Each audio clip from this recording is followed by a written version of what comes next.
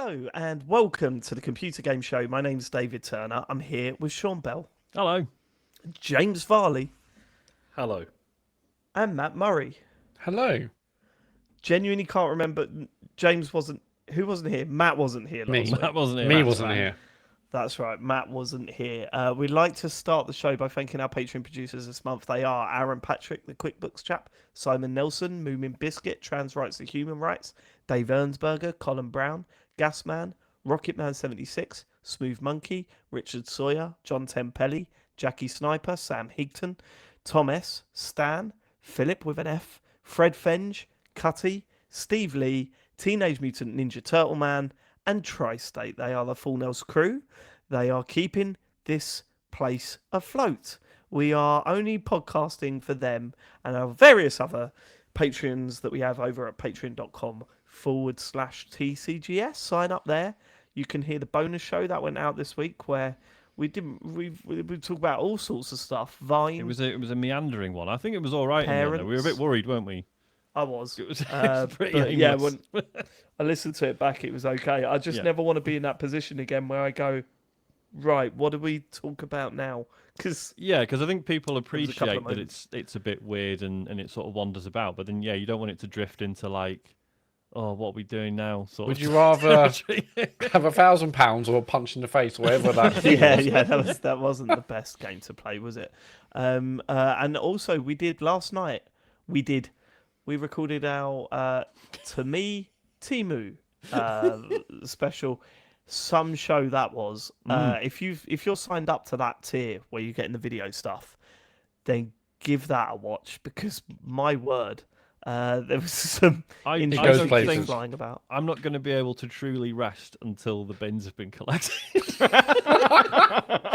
Yeah, that's I know true. what's out There was some, there's some interesting gifts flying about. Lots of playing cards and Yeah. Well, I don't want to give it away. Sign up to that tier if you want to see it. You can watch the VOD of it. That's available right now for those people that have signed up to that tier. Patreon.com/TCGS. And remember, sign up or we'll fucking stop. We will stop doing the podcast if you don't sign up. So What do you reckon patreon.com the threshold is? /TCGS. If it drops below a certain amount, we stop. It's like speed. For me, it's got to be progressive growth. Yeah, Okay. if we it's- lose one, game over. That's it. No, if It's- you don't go up 1 week, then that's it. I'm out. Yeah, Forget You're it. What's the basically point? Phil Spencer. You know, it's like yeah. there's got to be Yeah, continuous yeah. growth. Yeah, I was thinking yeah, more yeah. like it's like the bus in speed. You know, if we go below a So- certain threshold, we're going to blow up, Did I not? but in a bad way.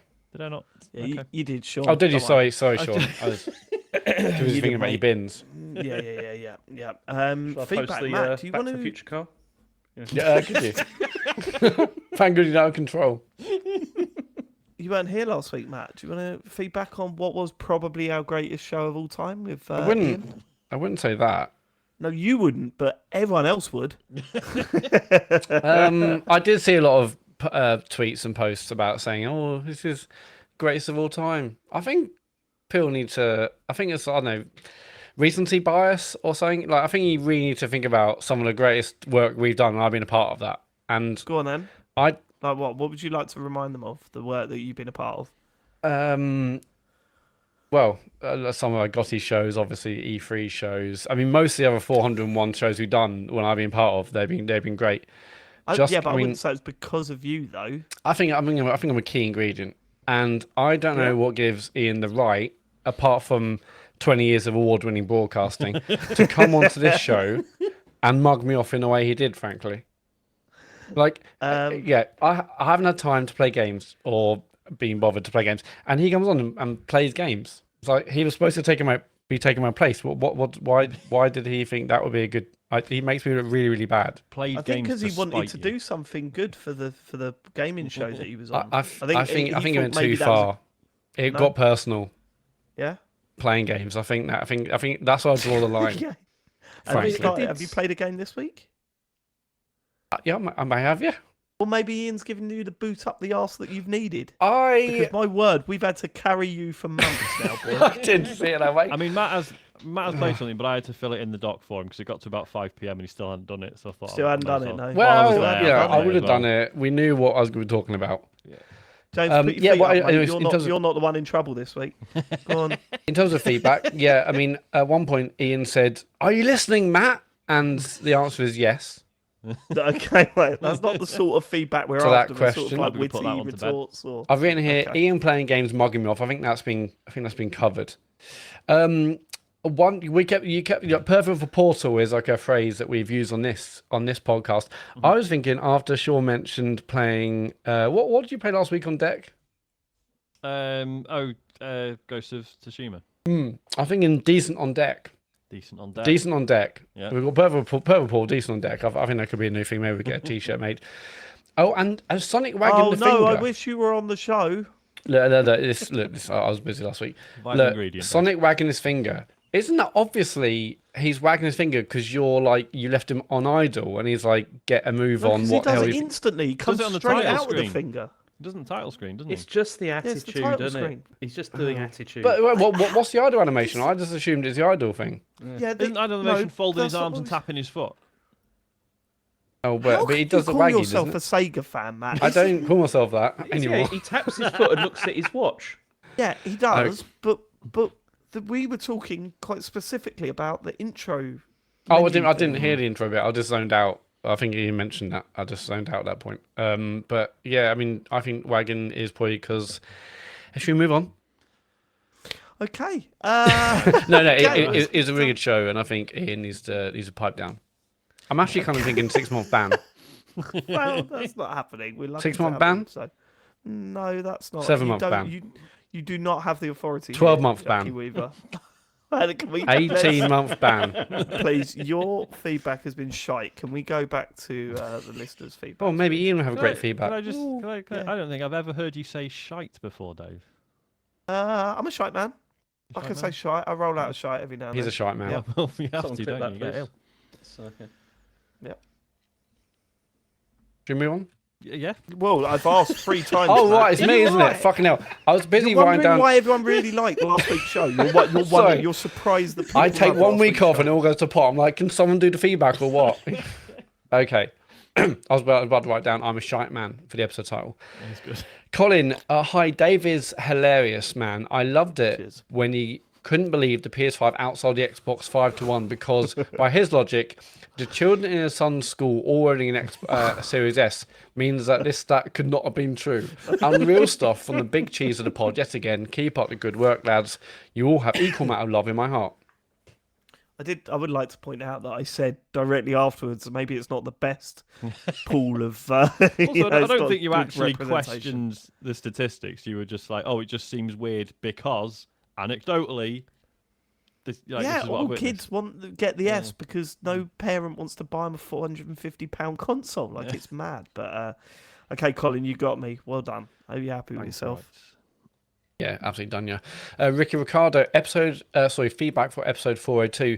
If you're looking for a gaming convention and willing to road trip up to Manchester, Ian said he would drive, then check out Timeless Gaming Convention at Arcade Club on the 14th of August. It has plenty of guests, panels, and a ton of games to play.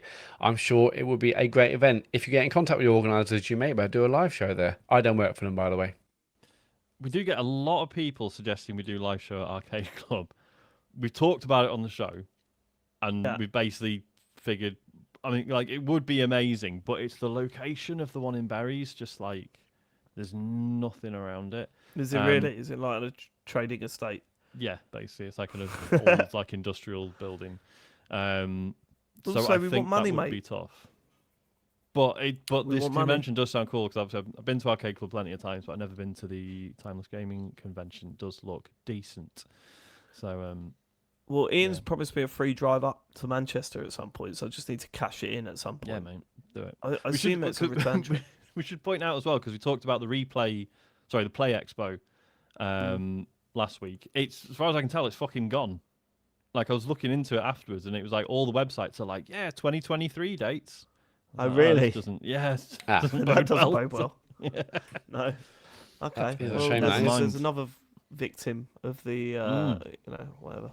Yeah. Okay. Luke Summerhays, The whatever. hey, Can that be the episode title? Write that one down, Matt. victim of whatever.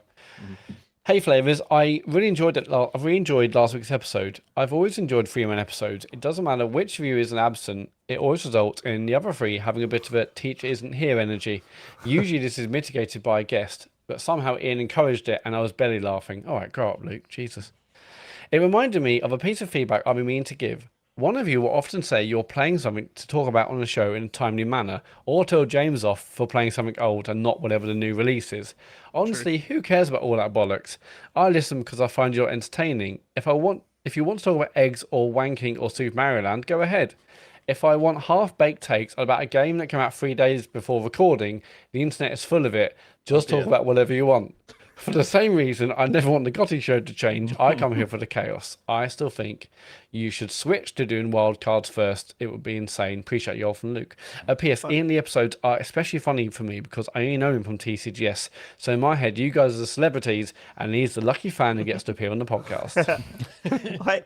But Luke, that's a really nice message. But my brain then just says that you think how when we review games, they're half-baked opinions about games that have come out 3 days prior. Look forward to some quite soon. You know, like Okay, this is the episode for you. yeah. To be fair, I'm go on, sorry. Everyone has different views on what gaming podcasts should be, and it's not unique for podcasting, but a lot of people like to tell you what a gaming podcast should sound like. You know, I hate it when they talk about other things before they talk about games. Like, it's like, well, don't listen then. That's fine. Let us do the show that we want to do, and then, you know. But having said that, I think I really do like it when people talk about the new game that's just come out. Whether I've played it or not, I've got way more interest in listening to people talk about the game that's just come out than I would have them talking about a game that's come out 2 years ago. But we do mix it up a bit. Like, we come late to games, you know, we're not always just reviewing the latest stuff.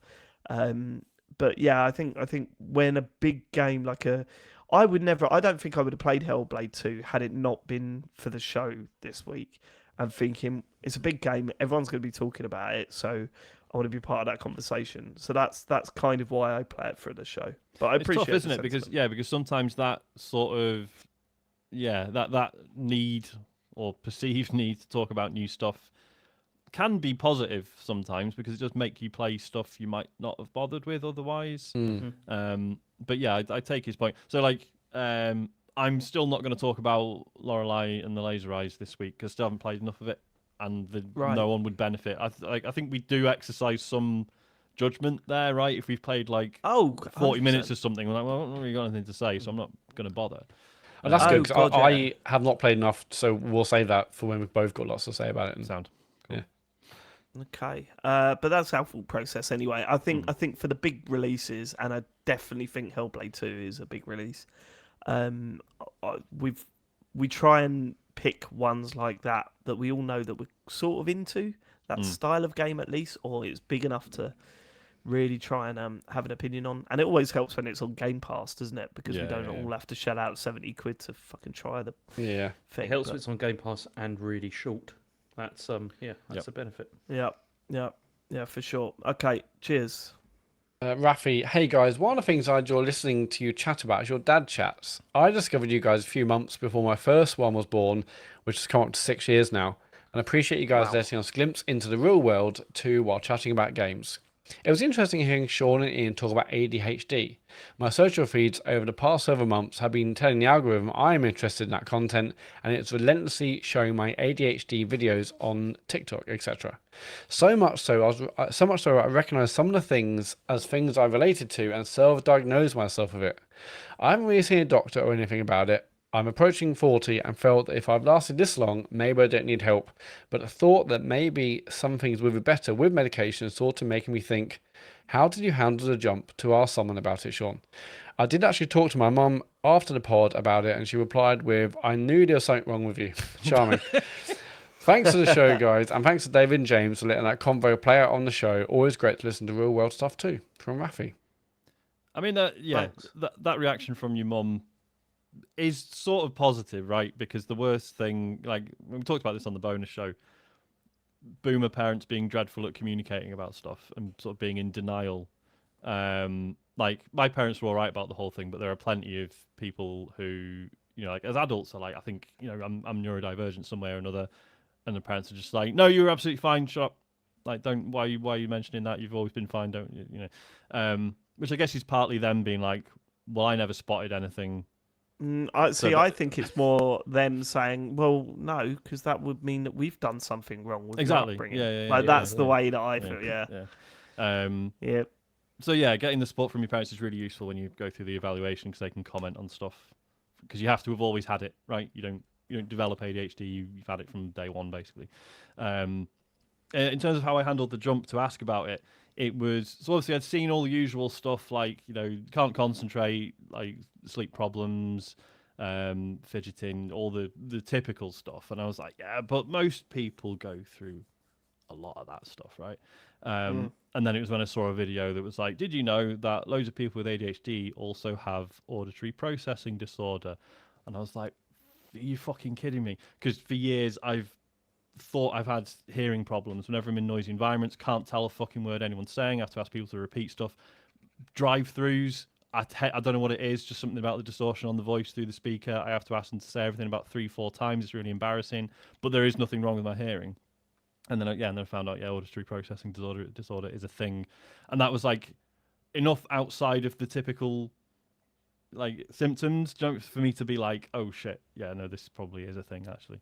And then I just phoned up the GP and was like, can I have an appointment? Why do you want an appointment? So just to discuss the possibility that I might have ADHD. And they were like, yeah, fine. So it feels weird making the phone call, but it's pretty straightforward when you do it. And you're just like, oh, I could have done this 20 years ago. But hey, yeah. Okay. Well, that's some good advice. Yeah, good luck with it, Rafi. Give me a shout if you want to talk about it.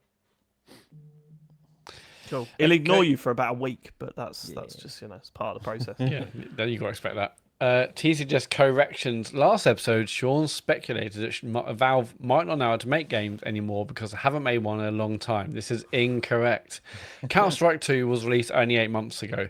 That's not sufficiently long enough for one of the most successful games companies to forget how to make a game.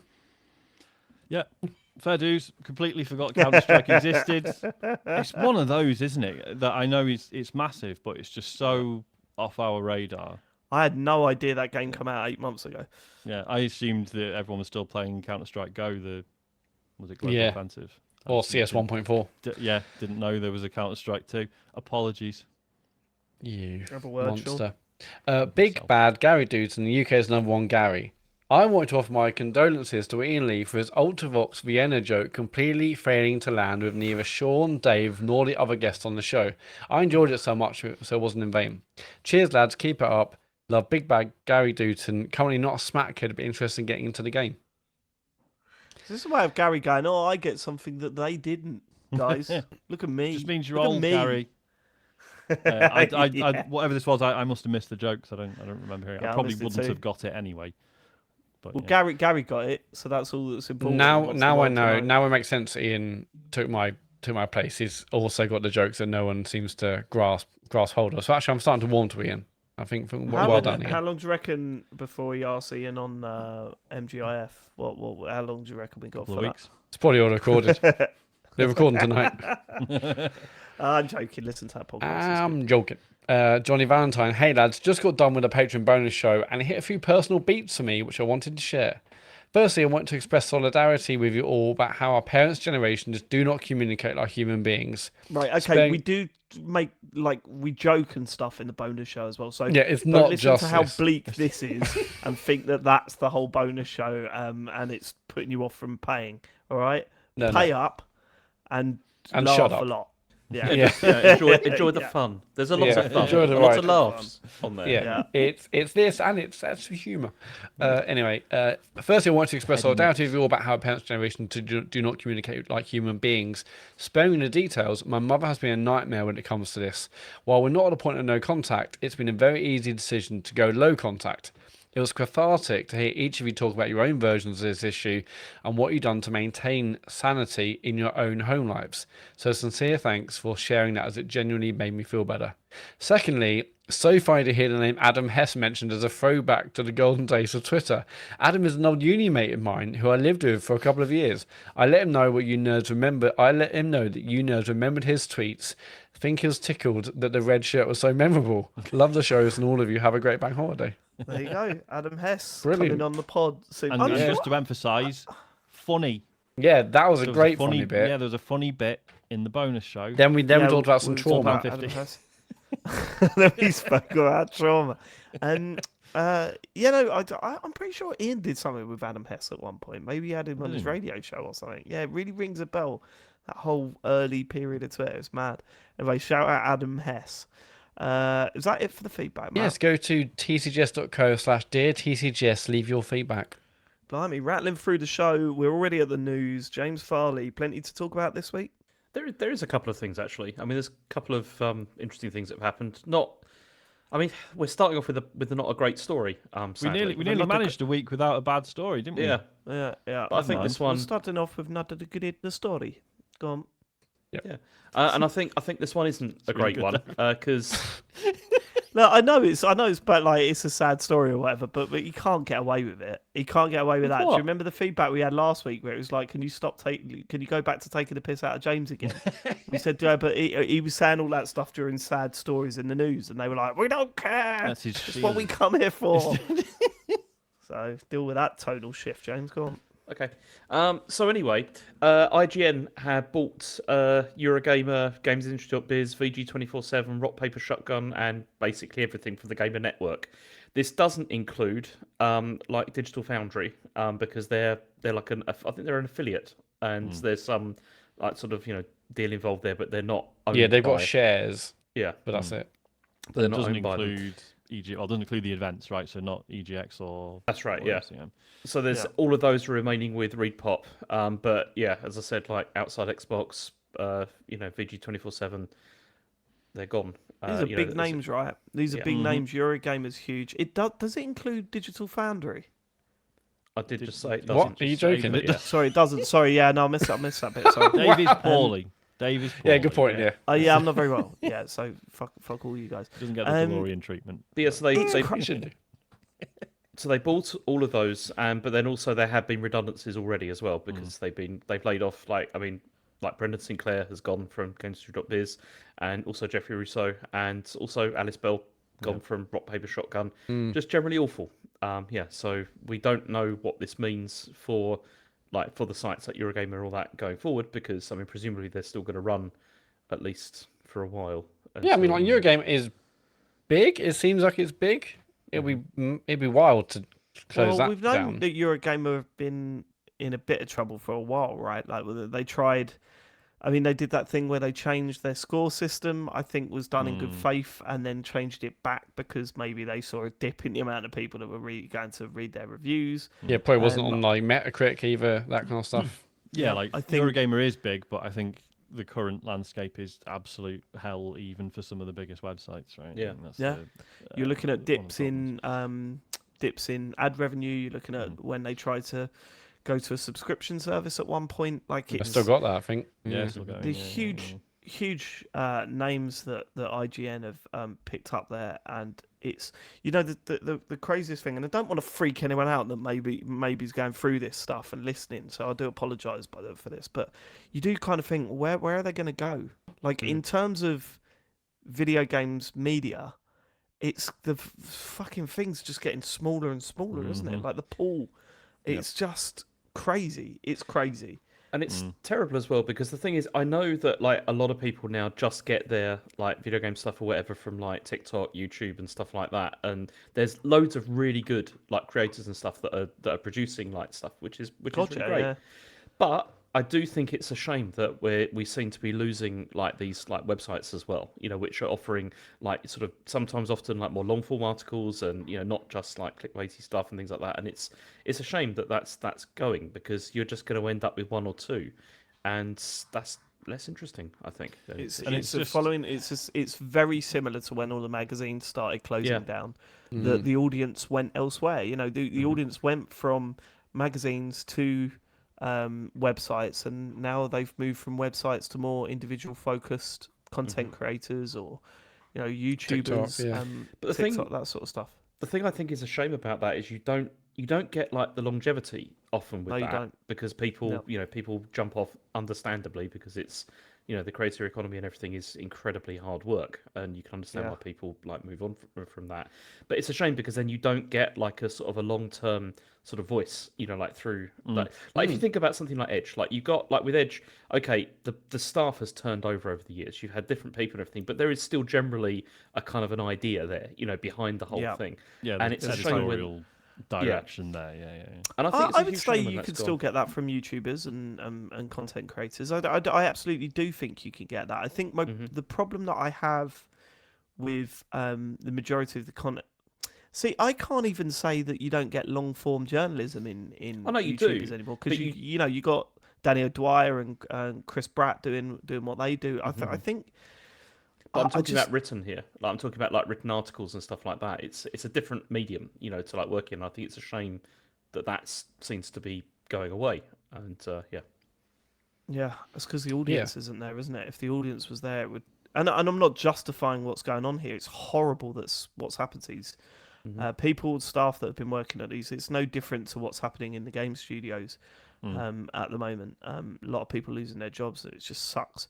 But it really does feel, and it's felt like it for a while that again things are moving on. Things moved on from magazines. Things have moving on from websites, and people are listening and reading and watching stuff about games in new ways. Yeah, it's rough. Especially like with this, like the whole like new Google search stuff that's rolling out like in the US and yeah. everything, where it's like this is going to destroy even more of this because if somebody types in like is Assassin's Creed whatever it is this year good, and then it just provides you with a summary information of what people generally think, it destroys even more of that, which they've done in reaction to to like overly sort of SEO'd articles that have loads of shit before the information you want, which people obviously only did because of the way Google was running things, and it's just like the internet is rubbish these days. It like, is. You It's go to most fucking shit. websites. Do you It's like remember when advert. On mobile. Like especially the ones certain websites, certain networks of websites. You're like, okay, here's an answer what I want, but I just have to scroll 4 times because I know the first 4 paragraphs are not related to the answer. Then the adverts, then all that. It's like so. People probably go on websites less, and then ad revenue is going down anyway because people are on it. It's just because that's the old way of doing things. The new way of doing things is YouTube, Twitch, Patreon.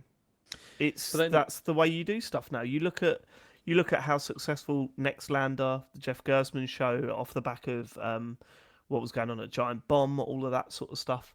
But then how many people are making a living doing things that way that didn't already have established media careers? Not that I'm bitter or anything like that. No, I agree. They've built up their audience at other places and moved them over. But I do feel that is the outlet now. That is the way that people go. I mean, you look at okay, maybe I shouldn't talk about it on here, but you look at what John's career was. And taking off and doing music reactions and stuff. And then making a career out of it through Patreon and stuff like that. I think these models they're not bad. And they certainly have changed the way that we've done things. We're less involved with the industry now, which I think is personally a good thing. Just, we do occasionally get code sent to us and stuff, but for the most part, we stay clear of PR and stuff like that, which I think helps. And it's kind of different because we're not making a living out of it. But I think, as you say, I think we don't consider ourselves part of the industry, but I think we do also benefit from knowing people who are in the industry. You're right. In terms of again, talking about the difference between being a writer on a magazine versus a YouTuber is that a YouTuber is working basically in isolation in many cases, right? Yeah. So like someone like Danny O'Dwyer might not do the reporting he does now if it wasn't for the years he spent at GameSpot and other places, because he was surrounded by people in that same field and having that network and that those channels of communication. I think saves you from making a lot of mistakes going forward. That's also like one of the things like we got like Louis P is saying in the chat. It's like a lot of the sort of like long form investigative like pieces often use research that's like from original games reporting, like from games media and stuff as well. It's I agree with you, Sean. Like a lot of this is there are networks that have already been established, already been built, and it's much easier to to work with those than if you're doing it from scratch. But there was some of that in print media as well, though, right? There was the whole. I mean, you talk to a lot of people. There is a hell of a lot of. Well, I knew this person, and they got me my first job in such and such, or I went to college with this guy, and he got me in. And it's kind of like, okay, I think that's always been a thing. Look, I'm not saying that this is a good thing. I'm definitely not saying it's a good thing. I think, James, you're absolutely right about the written articles and stuff, and they will be missed. What I'm saying is that this is a clear indication that things are changing, and that's not always for the good, of course. This is it, isn't it? 'Cause I suppose the worry is that it's not currently clear what the plan is. Like, okay, there have been some redundancies, which is really shit. But obviously, we're all thinking like, okay, is that it? Surely not. Like, there's going to be other. Yeah. Presumably, there's going to be other changes like that. Maybe what if that was just the first wave? My understanding is like, it's not like any of the websites are going anywhere. It seems clear that IGN wanted them as part of a portfolio rather than, oh well, we just want the staff. You all work for IGN now. Like, that's not what's happened. But yeah, it's just that uncertainty of like, well, what does this mean, and are they going to continue downsizing, right? It does make the industry feel smaller. I know we talked about this when, like, in relation to the Microsoft acquisition of Activision, but and I guess now it feels like it's these and it's GameSpot. I mean, obviously, all these publications will still exist unless there are changes in the future. But yeah, it's IGN owns so much of the industry now. Well, yeah, because it's not just like, like journalism outlets, right? It's like Humble Bundle. They bought How Long to Beat. There's like a few other things they've sort of hoovered up. There's like this whole sort of network that they're putting together. I mean, it feels like they're sort of hedging their bets, don't they, with these? Because like I'm sure that probably, I'd guess that they're probably also not getting the views that they used to get, through the website and everything. So it's good to have as many of these outlets as possible to try and see what hits and what what doesn't.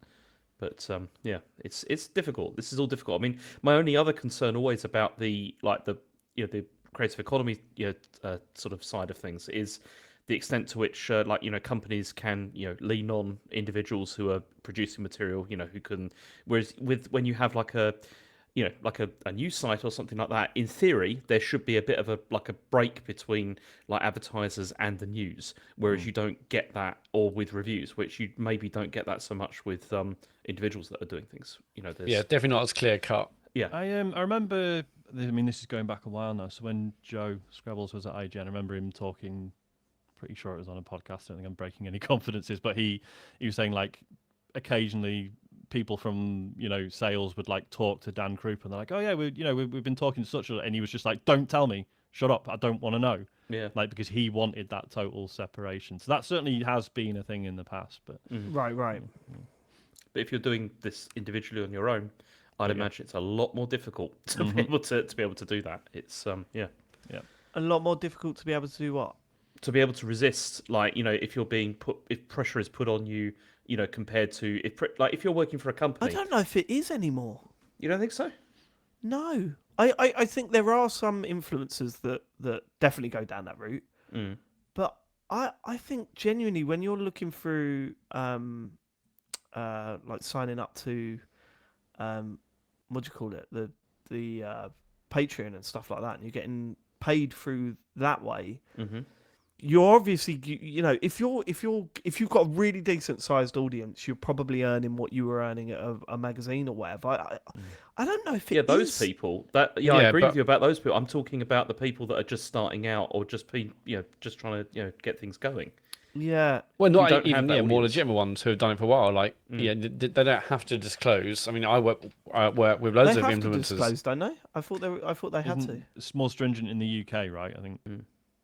I think technically anything we've received code for, we should be like, oh yeah, this is an advert technically. But you see it a lot on like US podcasts where like, this is provided by PlayStation, but maybe that's like because the PRs said they've got to say that. But I mean, I do wonder why the big sites like do that though, like the really big the really big podcasts. That just clearly for the sake of transparency, I think. Just no, because I mean, why take the codes? Like, I don't get why take the code. What are they getting? Like, Well, they because want it's early hardly like the access, games I are guess. coming out early. Yeah, but you say that, but it's not like there's not many games that you get really early access to these days, is there? Well, we they- don't.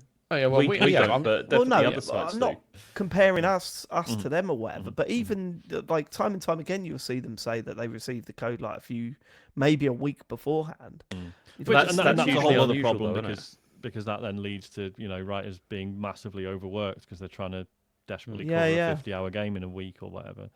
It's crazy, Sorry, isn't James, it? you would.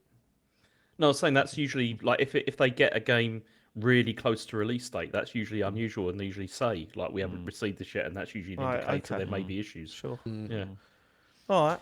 Okay. Next story is there's been this whole thing with Neil Druckmann because he did an interview with Sony, and they published this interview on the website, and he was quoted as saying that his next title could redefine mainstream perceptions of gaming.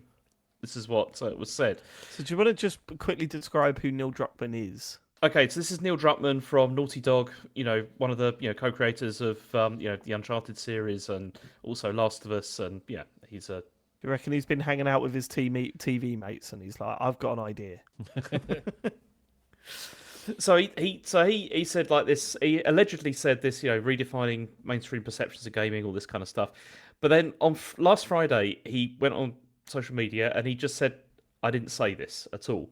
And Right. the Sony version of this was heavily edited to the point where the context was totally like lost, from this.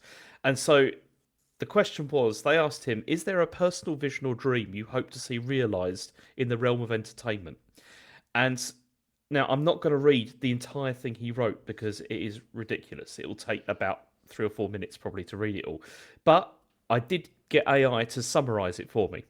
And because I thought that... You're like, honestly, you're just like an old man that's found a new toy. It was, it's like when my dad got that app where you could look up and see where the plane's going to and coming from. So every time a fucking plane went over, it was like, oh yeah, hold on.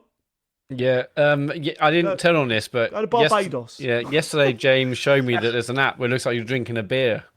No way. Yeah, I'm like, okay, mate. I What thought, does your to AI be... say? I wanted to explain this because otherwise you'd say, yeah, but what exactly did he say? Like that. And then I'm just explaining it. I'm not going to tell you that because it's like about 6 pages long. And so I've Are you not concerned you're now going to repeat the mistake, though? And you're now going to possibly, misquote him? Possibly, but then it won't be my fault. It will Also, be kinda ChatGPT's will. fault. No, This is I'm great highlighting because if it. he mentions us as well, I was misquoted on the Computer Game Show podcast. I love your thinking, actually, James. This is great. Misquote him all you want. No, Okay, here we go. no, because don't use the AI then. You still use the AI.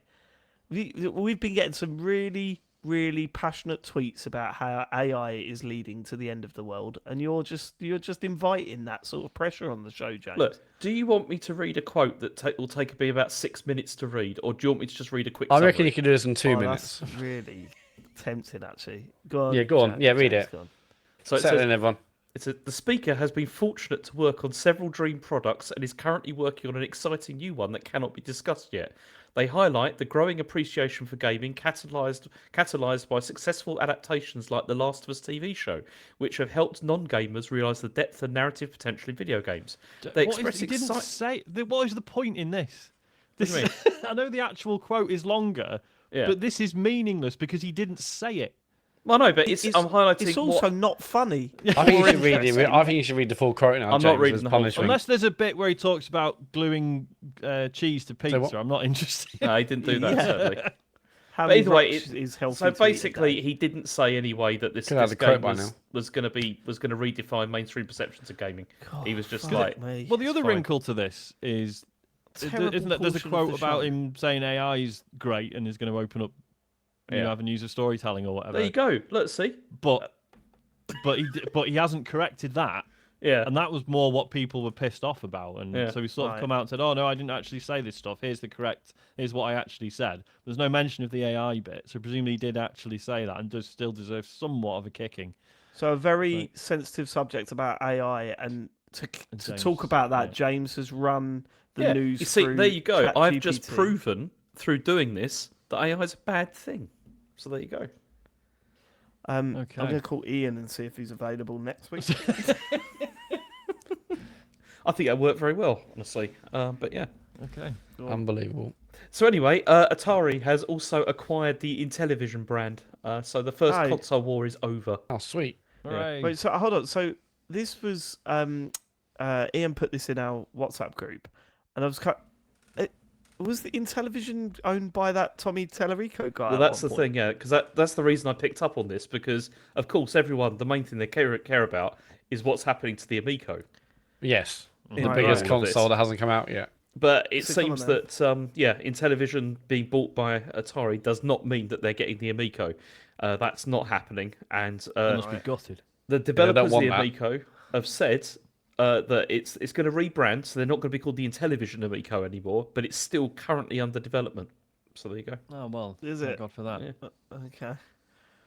I mean, I guess none of us was really around. Well, not around, but none of us really were that bothered during the Atari Intellivision stuff, were we? 'Cause it No, was that's like- just before No, my that was a time, I little think. bit Same. too early, yeah, for me. But it was also like more US based, I think, like that whole thing, because we were playing with like BBC Micros and stuff like that instead, which was not. I really did so win much a thing. retro gaming competition live on stage by playing the television thing. Mm-hmm. That was the Intellivision, that state game that we were playing on it.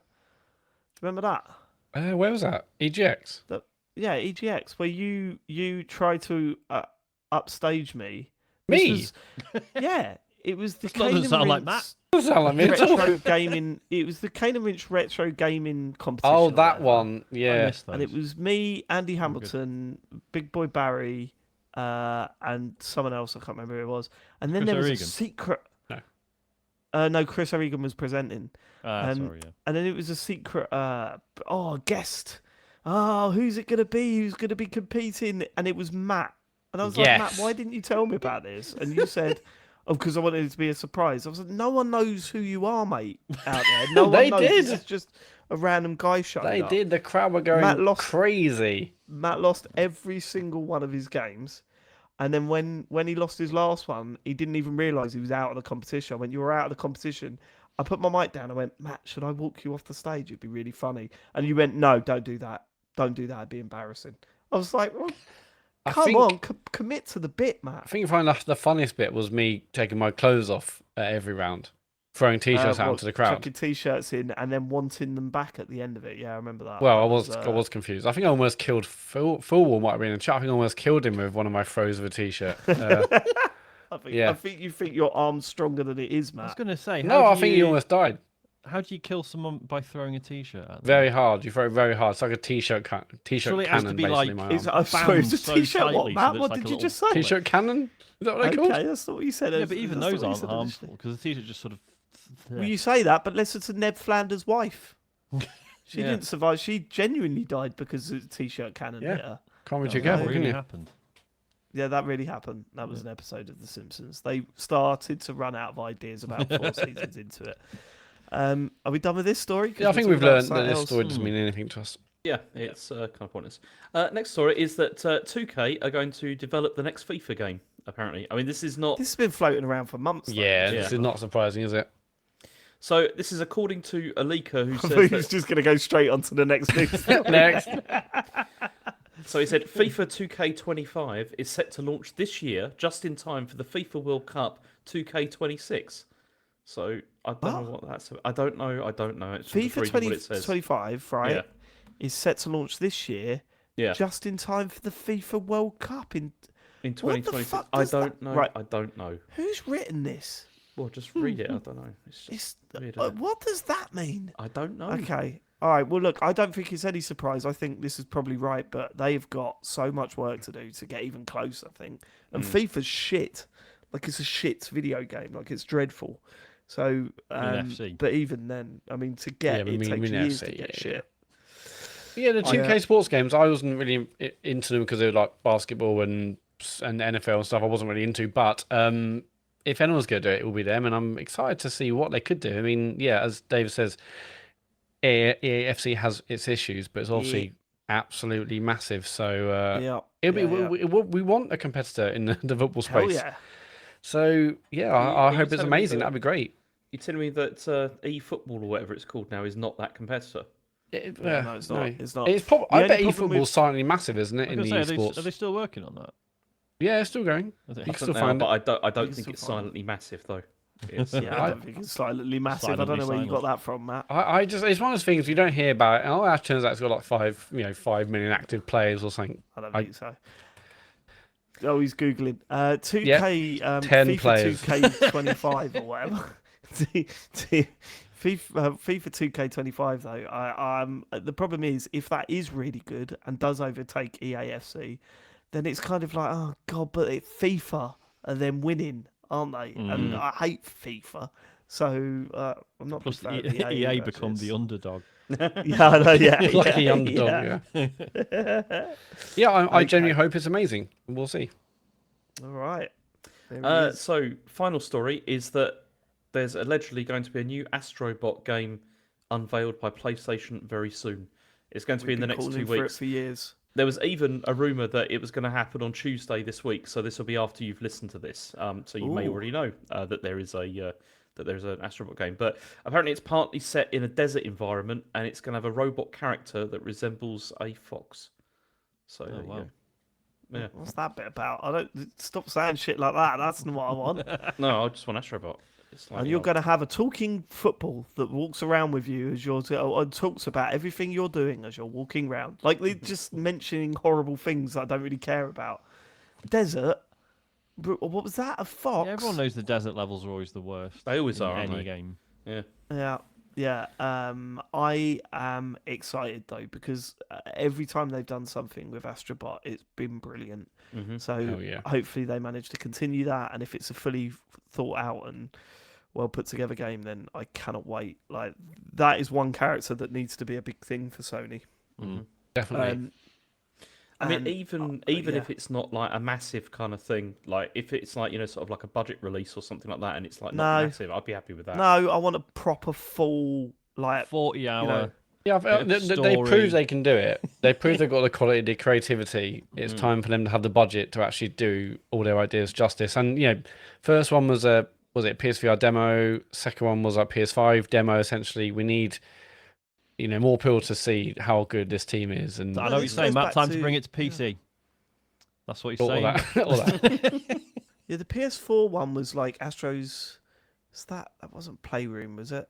That was the one where Can't you remember. you had the Astrobots in your pad. Was that the Oh, first that was time you the- saw Oh, that Astrobots? that was like the Playroom. tech Yeah, that's demo. tech Yeah, demo, yeah. Yeah, it was like the tech demo thing, and then Then they there's had VR like one. there was like one level on the demo disc for the PSVR, wasn't there? Mm.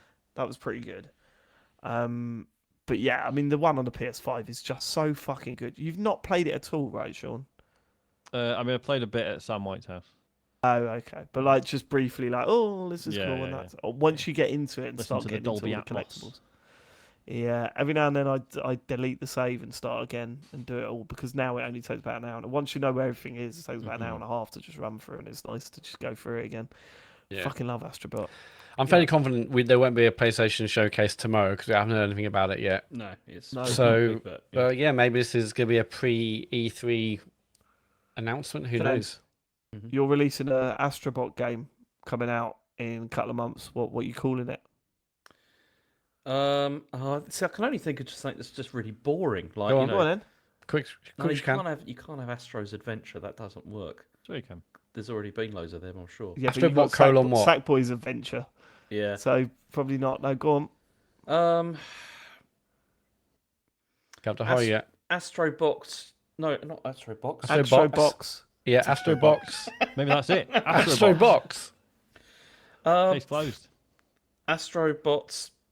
Fox Adventure. I don't know. I got nothing at the moment. I've got You nothing. used to be good at that. Wow, Yeah, what's You used to be happened? good at that, didn't you? Yeah. I mean, I Box, preferred Astro Fox Box. Adventure. Yeah. Yeah, Astro Box. Is that it for the news, James? It kind of is. I mean, there was another thing, but it's like it's not really a fantasy zone because it's just it's not that. I don't know. I'll forget it. No, It's- is it I think it is a fantasy zone. I think you have to go there. I know, No, but I don't didn't want to do the edit. exactly. That's why I didn't want to do it because I just thought it's too much bother. Okay, well, for it. what's a walk down version of the fantasy zone then? Okay, I mean, there's just been rumors that Nintendo are going to reveal another 2 remakes that are coming out this year. But yeah, that's it. Fucking hell! Oh Jesus! Yeah, we are scraping the See, barrel. that's why I I'm didn't not do it as a surprised. proper fantasy Clinton zone, Morrison's 'cause, you know, turned up. Jesus. All right. Should we get to questions? No, No. we got to what you've been playing. You gonna do the socials, man? Yeah. Very well. Not very well. What you've been Astro playing Bot. this week? We have got plenty of time to talk about this game. Probably longer than it takes to. Right. Okay. So the biggest game to come out this week is Senua's Saga Hellblade 2, which is available on Xbox, Yep. PC, PC. Yeah, PC. it's on Steam if you really want to pay money for it. Is it decent for deck? I don't know actually. Probably I can't not, imagine right? it's. I mean, even if it technically runs, it's not going to be the same, right? No. Right, let's just see how far into it each of us are. I am 3 to 3.5 hours in, so about halfway. You, Sean? I think I've done like an hour and a half, something like that. Okay, Matt I finished it. and James. I've also finished it. Right. So I think Matt. So James and Sean had played the original all the way through. No, I only played a bit of the original. And Oh, okay. Didn't really Okay, get on but with it. Matt, did you play the original? No, I didn't. I don't was kind of touch it. I was kind of planning to play a little bit or play it before this, and this kind of snuck up on me. So Right. I, Didn't right. have don't, I time. don't think you need to have played the original, right? No, you really don't. I watched the recap. Yeah, think I was- and I knew the enough. start of the game sort of explains it pretty well, I thought. So- yeah. Let's start with James and Matt then. Seeing as you've played it all, I want to hear your opinions. I have lots of Matt. opinions on this. Go on. I think this is absolutely amazing. Okay. James has got his head in James, his hands. for the podcast listeners, James just put his head in his hands. Okay. Yeah, I thought yeah. I mean, I haven't heard everyone's opinion yet, but I'm going to assume I'm probably the most positive on this game. It wouldn't be surprised to hear that James probably isn't. Yeah, I think it's absolutely. I've loved this experience. Sorry, even the combat, yeah? You love the combat. Yeah, nothing wrong with the combat. It's simple, but I don't want a Dark Souls. I'm just I'm happy with what it does. Could it be better? Probably, but for what it is, it's absolutely fine. You love the puzzle variety as well, yeah? Didn't offend me either. For me, like I Very kind of divisive game. This by the looks Yeah, of it, yeah. very divisive. Okay. the thing I was thinking about most. Yes, like okay, this isn't a God of War, but I was thinking like this is finally the kind of Definitely experience. not a God of War. This is finally the kind of experience on Xbox that I've kind of wanted for ages. Like, and looking Short at game. what like looking at what this team has done, like graphically, I mean, audio, story wise, character wise, like this feels like maybe this team could do a kind of or be the Xbox's answer to a God of War or Last of Us or a Naughty Dog, that Sony Santa Monica, that kind of studio who produces really next level stuff. I guess it could be more complex, but I thought it was a brilliant experience from start to finish. I mean, Look, go on, James. I wouldn't say that this is next level stuff aside from the visually and the audio. I think that is Yeah, no, I incredible. mean visually, you've got to say it is Yeah. fucking amazing to look Yeah, at. Like it's 100%. probably the best looking game I've ever played, and I was slightly concerned when the whole 30 frames thing come out. Mhm. For whatever reason, it's not that much of an issue here. It is noticeable, but I've seen worse games running at 30 frames. This, I think, because it is quite a slow game, Yeah. it It's gets tuned for away it, with isn't it better than Yeah, than most other games. Even when you're panning the camera around, the pan of the camera is quite slow. Yeah. Like, it doesn't feel like you're moving around at any sort of speed. So the 30 frames is less of an issue than I thought it was going to be. But visually, my word, wow. Yeah. There are times where you're like, holy shit, Yeah. what is going on here? So I was Not playing this just- on this on Series S, and it still looks like really like the back end of this game looks incredible. Like even on the Series S, it looks like really. Well, very there's impressive. bits in it where it's not just about how good looking everything is individually, but also physically. I mean, there's a scene where you drain a lake, and that was that looked like a lake was draining. Do you know what I mean? Like it wasn't like where sometimes that happens in games and it just goes it's like a texture that goes down. Whereas this, it was They all were- flowing towards Yeah. like They where were It feels really like so draining much of that it lake. is really handcrafted, Yeah. right? Like it's not. There's no sense of any of it just sort of being copied and pasted. No way. Like Like, it's- the Right, but I landscape. was also very, very aware that this is the first Unreal 5. 5, the Yeah. first, like one of the first Unreal 5 games, right? And that was the big thing that they were talking about with Unreal 5. It was like, You're not going to play. Not Things- played Immortals of Avium, Dave. No, I started it, but I didn't really get into it. But this is like you could see that all that stuff from that original tech demo. You're like, oh, that's all in this. You know, there's bits of gravel that's about, and all the bits of gravel feel like they're individually. Yeah, it's got rendered nanite rather than technology or whatever it's texture got in and it. all that sort of stuff. Yeah, it's not just I mean that lake thing definitely was really stark. Like it just you saw the water going through all the nooks and crannies. It wasn't just like what's going. But it's not just how good it looks. It's like the textures, as Sean said. It's like feels like nothing's like replaced, nothing's like duplicated, and it's like the animations of the characters, like the fights, look and feel fantastic. I guess it is. Yes, I know you're shaking your head or whatever, James. No, they look fantastic, but they do not feel fantastic. Well, no. For me, it was exactly what I needed or wanted. Yes, it could it be more complex? Yeah, but it was you dodge, you can parry, you can block. But that's the thing. It's not even a case of complexity. It's a case of the fact that the combat system feels awful to play because you get virtually no feedback at all as to what's going on. It doesn't feel like you're fully in control of what's going on either. Like it feels to me. You see, the thing is with this game is I don't hate this game. Like I really don't. I played the first hour or so, and then I messaged Sean and I was like, I don't know if I'm going to continue with this because I'm not enjoying this at all. This reminds me a lot of the first game. And the first game, I know a lot of people really liked it, but all the perspective puzzles and stuff like that, I hated. I thought it was really badly designed and I did not enjoy it at all. But I persisted with this and I played through, and there are parts of this game that I think are good. I really enjoyed and had a very, very good time with. But the combat system is absolutely not one of them. I thought it was dreadful. And I mean, look, I'm with you on that. The combat is fucking awful. I mean, it's really bad. It doesn't feel responsive. It doesn't feel fun.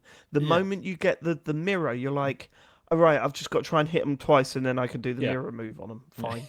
and then it's over, and then you just feel that's good. Yeah. How in 2024 are we loading a new game up, and it's just like, here's the controller, here's what all the buttons do. Right, off you go, dickhead.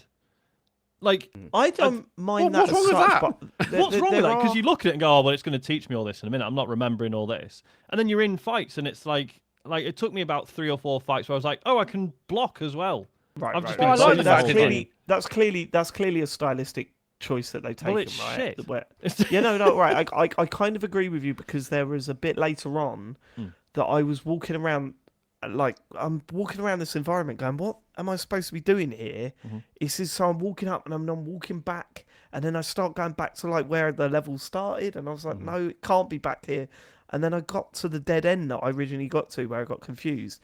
And actually what I was supposed to do was press A at this like altar thing, and I was like, oh, because there's no prompts. Like it takes a stylistic approach of not putting anything on prompts or anything. Yeah, there's no that. UI at all. What's frustrating so there's times where you're like, well, what am I supposed to do? Well, I wish there was something to indicate that I'm supposed to interact with this object. But I like the fact it doesn't take you out of it, and I like the fact they're not like, here's a tutorial to do. No, but I would argue that not knowing what to do takes you out of the experience more than having a press A here button. But also that whole thing, like you said, like there's one part where you have to press A to pick up like a torch, like a flaming torch. Right? That was it. I think that's the bit. And it doesn't tell you that you need to do this, but then you kind of figure it out or whatever. But then in other parts of the game, you don't have to press A. She just picks it up automatically. And you're like, what's the rules here? Like, how is this? I don't know. It's but the rule is you go up to the thing, you either press A or you don't need to press A. Like that doesn't offend me, doesn't bother me. That's not a rule. What are you talking about? Well, he's like, what the rules? The rules are you go up to the thing, you either press it, it works, or it doesn't work. You know. I think, and the fact but that's the opposite of a rule. That's when you haven't got a rule. No.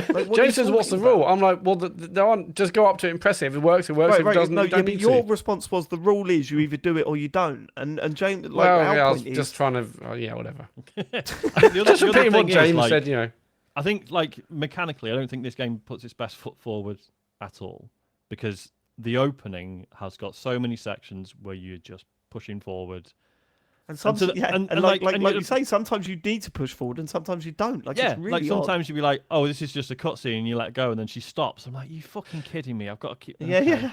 I had that. I was like, I had a bit. You know the bit where she's climbing up like the side of a cliff. I've worked out that you only have to just press it once. And then she does a bit of climbing, and then she'll stop, and you press it once again. And I was like, it's better than just holding up. Like I'm just touching it every time she starts to slow down. Yeah, I just held up for most of this game, actually, to be honest with you. Yeah, because I was like, the one time I stop, she'll stop walking, or stop climbing, or stop crawling. like I should be clear. Like I'm slagging this game off. It's just not for me, right? It's clearly trying to like. There's no the things I've criticised are all decisions that have been made on purpose, and they are aiming for a specific thing. It's just not something I'm particularly into. Because you know me, I like systems and I like sort of getting interested in the mechanics and stuff. Whereas this is very much like, don't worry about it, just have a cool fight and it will look ace. Don't they? You know. Right. The puzzles, I really think the puzzles are like just superfluous. In they're this. I awful. don't think it needs them. It's They exactly. they, you they see, get those they try puzzles- things later on. They try things later on where they try and make it a little bit more puzzly, like the stuff with the ball, putting it. Yeah, on the ball stuff was interesting. Yeah, Where it's kind of like I don't know if it was interesting. Though. That's That, the- It was I more found it interesting than really the slow perspective and ones. tedious and boring. all of those puzzles just feel like they're to just slow you down. They don't feel like they're Yeah. there Right, as right. like as a sort of really Yeah. because they don't require any thought either to like really solve. So I'm just No. thinking, what is the point of these well, being no, here? of course they do. There's, they of course they don't. require thought. It don't. It's just like it's switch on or switch off. Move to another one. Switch on, Yeah. switch off, and that's It But is some of very them, much James, like there's that. like 2 or 3 switches. So you got to do that one, then come back to that one, and do Yeah, that one. but you see the switches in order. That's Yeah. the problem. You go, okay, I'll do that switch, and that switch. Oh no, that solved the puzzle. No, I swear there's one I had to go back and switch because there's some other like way to go around it. You know, I swear there was one where I had to go back, and that's Yeah, what yeah. the problem is. No, It's- there are some more complex ones we have to, to try and get around these environments where it's blocked one way and not the other. Doesn't matter. I do agree. it's a although stretch they- calling them puzzles. They're not puzzles. They're just things to do. It's like, yeah, what else would you? They're puzzles. They're more basic, but they're still puzzles. they're not because okay. You're not trying to yeah, work sounds like anything out, I think, is Yeah, the that's what problem. I mean. You're just traipsing it's around. not like puzzling. You never sit back and go, oh, what am I supposed to do next? It's a bit You like go, if you "Here's walk what No, I into- but you're trying to if find a you know what to do. solution. Isn't that what a puzzle is? No, it's You're a not bit trying to like find Matt. anything. If you go into a castle and there's a drawbridge there, and there's a lever that you pull Lever? the lever and it will open the drawbridge. That's not a puzzle, and that's exactly what this game is. It's There's like no drawbridges repeatedly in this that. game, James. Well, I wonder what you think about this, right? So I'm 3.5 hours in. I'm finding it incredibly dull. Like other than visually and the audio, I think is absolutely incredible. I am finding the whole experience very, very dull. I mean, it's all well and good making a really good looking game, but when everything's set like on a cliff face with rocks and stuff, you kind of think, do you know what? I want a little bit more than that. It tries to go trippy, but it tries to do that in a cave, and you're like, well, it's still just with rocks everywhere. I need something a little bit more than this. If you're going to make such a good looking game, let's not set it in the most bland settings like imaginable. It really, really, really feels like a launch title game for a new generation. Do you know what I mean? Yeah. Like, Yeah. I'm not saying a generation above what we're playing, Yeah. but when you first get a new console and you get a game like Rise or whatever, and you go, look, it looks really good. It's a bit shit, but it looks really good. But look what And the console can that's- do. Yeah. Yeah, and that's what I get from this. Yeah. I'm like, this is offering. I don't care about the story. I don't care about the characters. And there are times when when I was walking around that cave, and I'd forgotten what I'm even doing at this point. Like I forgot, why am I down here? What's the purpose of what I'm doing here? Like I don't get it actually. I'd like to offer a counterpoint to that because the story stuff for this, I feel, does get better as it goes along. And But I'm over halfway through, James. Like, yeah. it's, Well, no, you're are mad. you in like the cave section, like I've underground? just come out of the cave section. Okay, so have you done that area, like that whole sequence? Yeah, well, you putting the balls in, and then it switches. Yeah, all of that stuff. Yeah, I've done all that. Yeah, see, I don't want to say too much because I don't think you're quite where No, I'm, I don't where I'm think thinking. you are. And because the thing is like the whole theme of this game is it works around this idea of like trauma and helping other people with their with their trauma to try and like sort of get through that. And it's like it is similar to like the Psychonauts 2 like kind of, but much less like well thought out, I think, and like much less well developed. Yeah. But still, one of those stories I did find interesting. Like I thought this is been well executed actually, like what's happened here. But then the latter half of the game, I just felt it kind of it didn't work for me. Like really, it was I didn't. What, the I don't- story? Yeah, I don't think they spend enough time to really create like a satisfying sort of narrative resolution, to this at all. Because So what bit's good then? Because you said the bit that I'm up to, I'm not up to the good bit. and the latter part of the game is not very good. Yeah, there's a bit but in the I'm- midsection I'm like- which is good. Yeah, but That the was midsection, like, it's a what, six to 6.5 hour game, right? yeah. Can I? I'm Can I 3.5 send you a hours WhatsApp in. and then ask you if you've done it, because I don't want to ruin it. For Sure, people. sure, yeah, sure. I should say, like, Sure. I've no problem with it being short.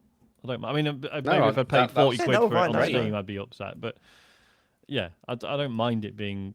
What is it, like 6 to 8 hours, depending on how you play it? I think that's. Seen some people say 4.5, but Oh, I right, think it's probably like 6, Speedrun. 7 for me. I think that's like, and and the conversations we've been having recently about Game Pass and studios getting closed down and stuff. Like, this is the sort of, like, I don't like this, but this is the sort of thing I'm happy to see coming to Game Pass, because I think No. for a lot of people it's going to be a bit James. out of their usual comfort zone, but they're going to check it out and probably have a really good time. And as you say, it's a technical showcase. It's incredible. Go on, Dave. Yeah, I've not done the Okay. bit that you. That's but the I'm bit there. that I think. Yeah, you're right there, and that's the bit that I found quite. I wouldn't say I found it moving, but I did find it like interesting. Like, it was an interesting thing that I was not expecting. You know, like, for it the way it went, and then they kind of repeat the trick again, and I don't think it works. Basically. Yeah, I genuinely really do get that sort of launch title feeling from this. It's not something that I'm actually thinking about just not bothering anymore, because I'm just not enjoying it. I'm finding it so boring, like really, really, really? really boring. Yeah, But you see- I really am. As I said, like, for me, like, I didn't hate this at all, and I think once I'd like adjusted my expectations, like, I'd realised that the combat was terrible, the puzzles were not going to be very good, or even if they are puzzles or whatever, I began to enjoy it a lot more, and I was just there along for the journey, to see where it went, and it looks amazing, and I had a good time It with does it. look Yeah, amazing, this is- and it sounds amazing. Yeah. This is Yeah. kind of what I wanted. Could it be more complex? Yeah. Like, but... And I think actually, this is going to be the studio, though, Matt. To think this is going to I be the don't think studio, it's I gonna see be. No, No, nothing I'm thinking here like this that's is gonna one of make- the few experiences on Xbox where I can like see what a studio could potentially do. Like, this is a... But this is the second attempt, and they've done Yeah, the same And thing yeah, again. and they've been around for a while. Yeah, the actually, I wanted to studio, ask you about that. Like, how do you think this compares to the first one, James? I preferred this to the first one, because the first one, like, it's so much just like those perspective puzzles. Oh, that really? What, a lot more of them? Oh, way more. Like, Okay, they're quite restrained this time with them. Like, there's nowhere near as many as there is in the first game.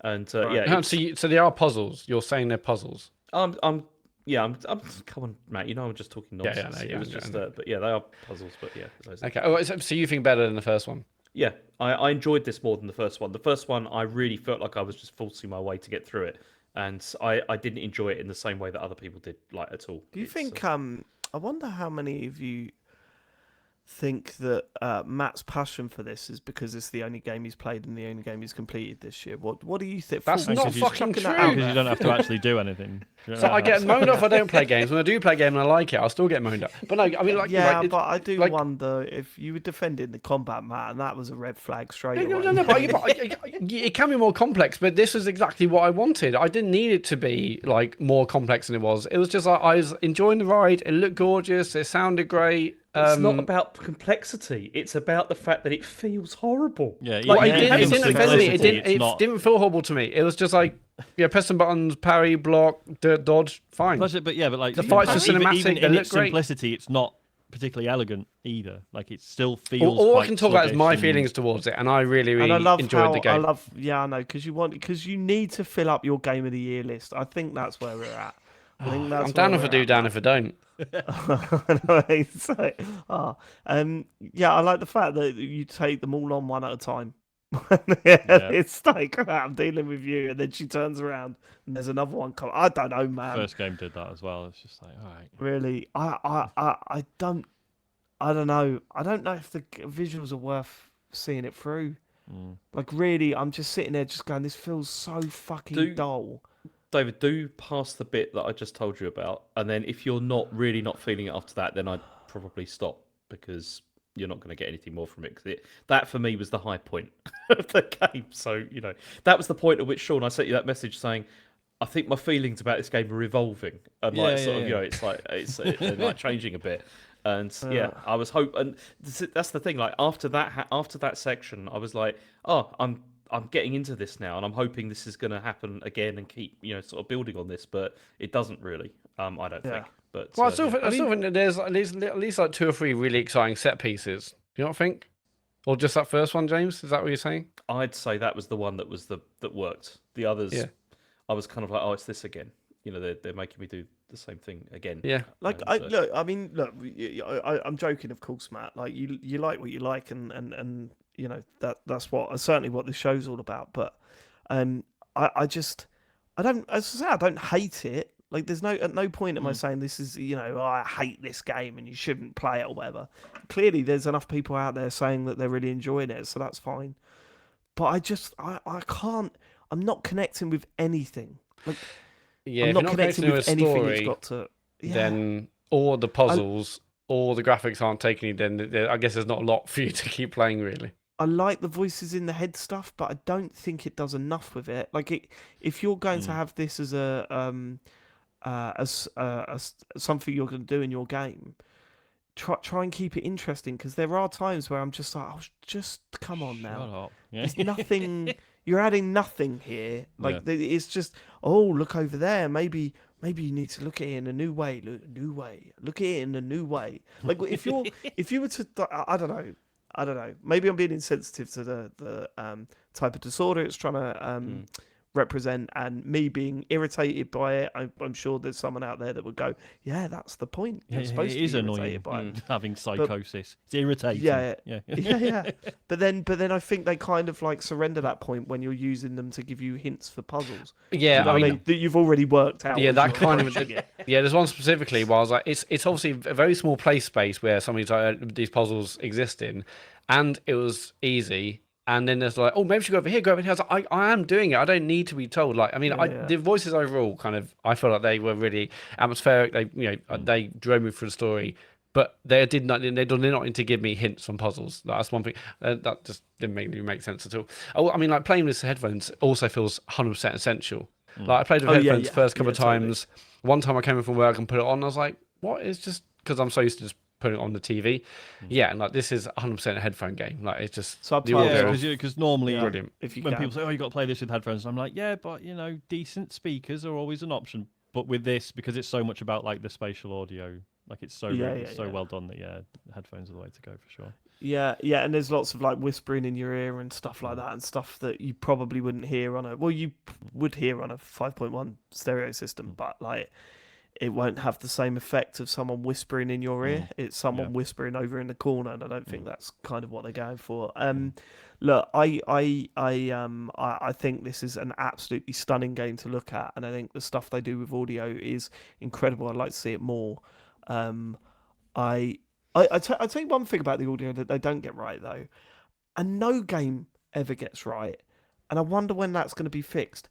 People talking in outdoor spaces. It never sounds like they're talking in an outdoor space. Ever. It sounds like they're in a booth. Yeah, and you're walking behind a character in this, and they've got their back to you, and they're talking to you, and it sounds like they're in a room like opposite you, talking directly at you, and you kind of go, I get it, because the fear is, well, when you're in talking, reality, it'll be like, what? You're not going to hear it. Yeah, exactly. But it's still really off-putting when you're playing a game that does so much to make it sound so good. Funnily enough, I was re-watching, because it came up on the unintentional ASMR circuit, Dave, the Mark Cerny talking about the PS5.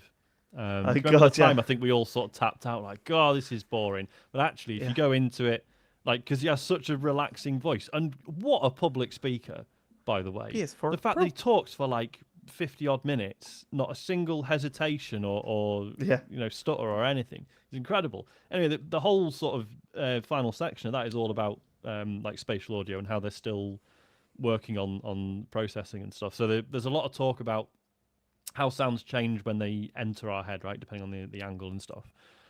But I think and then the next thing is going to be other characters facing away from you, projecting their voice away. Do you know how sophisticated that modeling is going to get? It's just interesting that that's still something that's being figured out, but obviously graphics usually gets all the attention, and sound programmers have relatively little to work with, like resources wise. But it's just interesting. So just about the combat, you can parry then. Yeah. You can block and What's you can parry. the parry button? It's a block button. What is that? RB. RB, yeah. RB. Oh, okay. Because I've just been dodging. I dodge a couple of times, hit them twice, and then hold down the right trigger and hit them with the mirror thing, and you're done. I mean, if you That's parry, what like, I it feels do. like the mirror quicker. It does it. Well, Yeah. it's still pretty quick to fill up the mirror. You only have to hit them like twice, don't you? Yeah, but anyway, I've been parrying, dodging, hitting, getting away from like the red unblockable ones. Yeah. But you Anyway. can Yeah. just dodge. Yeah, that's Yes, all I've been like- doing, just dodging yeah. and hitting them. Yeah, It's worth it for the feeling of Sorry, the parry, Matt. though. Although I've had better parries in games, I will say. The feeling of the parry, you like that? That's another episode title. Possibly. Potential. Yeah, I know we've I've had loads of crosswords about this, but this is exactly what I wanted, and I was really happy with it. I love playing it, and I think more people should play it. But I can also fully see why people would not want to play it and be bored as fuck and not into it. But for me, combination of story, the graphics, gameplay, and the fact it was nice and short, it was perfect little 6 or 7 hour game. Cool. Okay, just briefly before we move on to other games that we've got on the list, I know James has got a new release that he really wants to talk about. I Not- noticed you've been playing Animal Well. Sorry, James. What? I'm only going to talk about this really briefly because I'm not hardly anywhere into it. So it's just. Oh, like a oh, quick, okay. Yeah. All it's right. like a quick- Can't believe but James is just offering a half-baked opinion on a game Yeah, that came out yeah. 3 days ago. I've been Jesus playing Christ. fucking Hellblade 2. No, it wasn't a dig, James. It was referencing the. all weekend? How have you done that? It's only 3 hours long. Animal Well. Just to briefly touch on that again, I noticed you've been playing it this week, Sean. Surprised, actually. I thought you were done. I didn't mention it because I've been chipping away at it, but I don't think I mentioned it last week. So I have finally seen credits now. I don't think I said last week. What have you done post credits? You just put it down. No. So I've carried on, and I think I've got 24 eggs. So I'm just carrying on with the eggs for now. Yeah. I might be done with it. I don't know. I think I'm probably gonna come and go with it. I'm not sure. Do you know much some sessions about where the stuff? Have you looked into it? Have you looked it up? So I know what the. No, I don't want to say because of spoilers. We talked about it briefly before the show. So I know about Did we? that. And but I before last night's stream. But I don't. Oh, sorry. Oh, last night, yeah. that little puzzle, that puzzle Yes, thing. Yeah, that's yeah. layer 3 though. That's yeah, layer yeah, 3. yeah. So There are I'm layers. So I'm still just getting the eggs, which is layer 1. Layer or 2? 2. That's Layer layer 2, 2. yeah. Okay, fine. Yeah. And I don't know. I'm having sessions where I'm like, oh my god, this is amazing. I'll get 3 or 4 eggs, and then I have some sessions where I just achieve nothing, and I'm like, oh god, can I be asked? So I don't know. But It's I so love fucking it, to be good, clear. Sean. Like it's incredible. Like It's so good. I'm so obsessed with it at the moment. I'm now up to 13 hours. I've nearly got all the eggs. I'm trying to not. I've only looked at a guide for one thing because I was looking. I found a puzzle piece. It's a bit of a spoiler, I guess, but it's not a major spoiler. I found a piece to a puzzle, and I was looking for other pieces of that puzzle, and I couldn't find them anywhere. So I just assumed that I was doing something wrong, and I worked out that actually you've only got one of 50 pieces of that puzzle, and you need to find 49 other people with the other pieces of that puzzle. Thankfully, someone did all the hard work for me and just gave me the answer. So that was great. Oh man, there's some stuff in it that's still blowing my mind. Like really, really fucking cool. Like, have you got any of the post-game items yet? Yes. But again, I Well, don't the- want to say what they are, right? Because The remote control? Yeah. So that's a huge one. yeah. That does some really cool stuff. And then the I've upgraded one of my original items, Okay. which, oh god, the way you do that is so interesting. Like, it's really clever. Or maybe we could talk about it by now. I Maybe? don't know. No, I don't think we should. I think people, especially Really? 'cause it's I like don't know, I'm end game kinda- stuff. I'm And still because planning to go back and play this. Are you going so- to go back? Yeah. And 'cause it's a And game it where really all is. It's Sorry, go on. sorry, Sean. No, go I on. was just going to say all the spoilers are mechanical, right? So there'll be people who will not want to hear anything. Right. What the one piece of advice that I did hear that that sort of confirmed it. They go, look, when you look at the map, if you see some black space, that means there's something there. Yeah. And that was an eye opener for me because I thought, but that bit is between. It's a little sliver between two areas. There's no way. Oh, there is. There's a whole thing Big down here in hole. a separate Yeah, puzzle. yeah. Yeah, it's great. It's great. Yeah, so I think I've got like 40 eggs now or 38 eggs. I'm at Okay. around that. So I'm sort of plowing through it, but eventually I'll get to the point where I've only got a few more eggs to get, and then I'll go for a guide.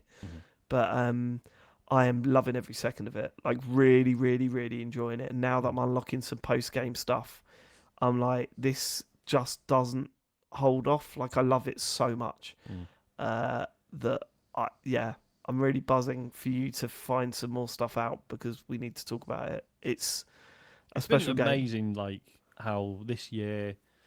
So we're in May, and so obviously at the start of the year, it's like, oh my god, I wonder if Silksong will come out this year. And by now we've had 3 Metrovanias: a Prince of Persia, Ultros, and now this. Yeah. And they like not only are they all great, but they're all doing such like different things with the genre. So that it's not a case of like, oh, there's been loads of Metrovanias, but which one's the best? It's like, well, no, fuck that, because they're all great in different ways, and that's it's just been an amazing year for that genre being sort of explored. It's amazing. It's funny now that I've completed it, and now that I'm doing the post game stuff, it feels more like a Metroidvania now than it did. Before, like leading up to the credits, you know, and I think that was also really interesting seeing all the journalists talk about it when it launched and talking about stuff and going, and I'm playing it going, I don't really see half the stuff they're raving about, and now I'm realizing, oh, they're talking about the game after putting 50 hours into it, not the 6 hours that I put and saw credits, So if you put it down after the credits, then definitely pick it up and find some more secrets because it's some game. It's great how like after the credits, it shows you some stuff that in any other game you'd just be like, oh, I wonder what that is. But in this, you're like, that is something. I don't know what, but there is nothing in this game that's there by accident or just because. Like, everything means something. Especially when it's been foreshadowed as well. Yeah. And you go, right, okay, well, I knew about this before I'd seen it. Yeah. So now I've seen it. What is going on? There's also the weird stuff about touchscreen stuff and, how... See the thing about moving the window around? Yeah, you're moving the windows and it makes everything wobble in the thing. It's like, it's so good. God, I cannot wait to play more of that. Cannot wait to play more of it. Sean, you've got one more game on your list. I have Galacticare. So this landed on Game Pass. I've been playing it on the Xbox. This is a hospital management sim in space. It's kind of exactly what you would imagine, right? It's theme hospital. But there's aliens and there's all weird and wacky illnesses that they have, and it's your typical sort of lights management sim. You're building stuff, hiring staff, trying to make sure nobody dies, keeping the place clean, etc., etc. Like all different patients of like trying to fight the Tories off from privatisation. Exactly, mate. Oh no, this is full. Like you're absolutely coining it. You're in it for the profit. It specifically mentions like, oh yeah, do you remember when Earth like allowed all the governments to be overrun by corporations and now they run everything? It's genuinely quite funny. Which has been really nice. They got what's his name? The guy who did the rounds because he does a really good Matt Berry impression. Ben. Oh yeah, I've seen him on Twitter. Yeah, he's in it and he's just doing the Matt Berry voice. I don't really know how he got away with it, to be honest. Because loads of people will play this and be like, "Holy shit, did they get Matt Berry?" You can't copyright a voice though. I don't. Well, I suppose not. Otherwise, old Alistair McGowan would have been fucked. Those VHSs he sold. It's just genuinely quite amusing. There's this like AI who's like your helper, right? And there's this ongoing thing that he's your helper, and then there's these little robots zooming around that are doing stuff. And there's this ongoing joke that like your AI helper like hates these robots because they're not proper AI. So like you meet this robot and he's like, "Hello, that your helper thinks I'm an affront to humanity because I've been programmed to copy your mannerisms, but I'm not actually properly sentient." And like, and there's like weird stuff like, so you're running a hospital in space, but then sometimes like fucking mad celestial creatures will show up and be like, "Hello, I've had a skin condition for 4,000 years. Do you think you can sort it?" And you're like sending out a shuttle to get samples, and then you have to produce an antidote and stuff. And he like one of those becomes like this sort of vendor that just sort of visits occasionally. You can buy stuff off him, and he just comes out with weird shit because like you buy stuff off him, and he's like, "Oh, I hope it's the right stuff." Sometimes it's just bog rolls and videotapes, and you're just like, "What?" And just little moments like that, genuinely amusing. And what it does, it's really cool as well. Is like the levels are quite short, so like a lot of these management games, you can kind of just load up a scenario and spend like 10 hours on it and maybe not even see the others because it's just fun to keep building and building and building. Whereas this is like each one takes about an hour and then it's like, right, do you want to move on? So you start out, it's like you're just building a basic hospital just above Earth, and then the next one is like there's like a music festival happening in space, and you're the like the medical tent basically, right? You're building this hospital. See and that? it's like, right, this has just happened at the festival. You're going to get a load of people with I this love that. disease, or this star's like got an STD because he's been with too many groupies, and then he shows up and it turns out it's something else, and he's really embarrassed because people find out he hasn't been shagging. Stuff like that. And that then like is the a next great level, way of like solving like the issue that I had with Theme Hospital when I played that, because I just remember how with that it was like the first like the first level of it was like, okay, you got these machines and you build the whole thing, that's it. Second level was like, it's the same thing again, we're just going to give you a couple of other machines. And then they basically just do that like throughout the game until you've got like all of them, and it's like this isn't, it gets a bit boring actually, like just building the same sort of thing. If they're doing like specific challenges, like in a sense like that sounds very cool. Yeah, like it does escalate in terms of like the number of conditions you have to deal with. But yeah, like so I've just finished the third scenario, which is then like, so you got normal one, you got the music festival, and then the last one is like it's a train station in space, which again sort of affects the sort of the timing, right? Because the first couple levels is like people just sort of show up as and when, whereas this is like, right, trains arrived, like 30 people have just got out, and this is what's wrong with them. But then there's also this looming thing of like, oh yeah, this train's going to show up that's been like lost in space for a few hundred years and we don't really know what happened to it, question mark. Yeah, it's just really nice little sort of scenarios. Yeah. So yeah, I've been properly enjoying that. It's a bit buggy. I've had instances where like just models of spaceships just sort of appear in the middle of the hospital and then disappear again and stuff like that. Nothing that's actually stopped me enjoying it, but just like, oh wow, okay, that's weird. Not used to. How's it work on the pad?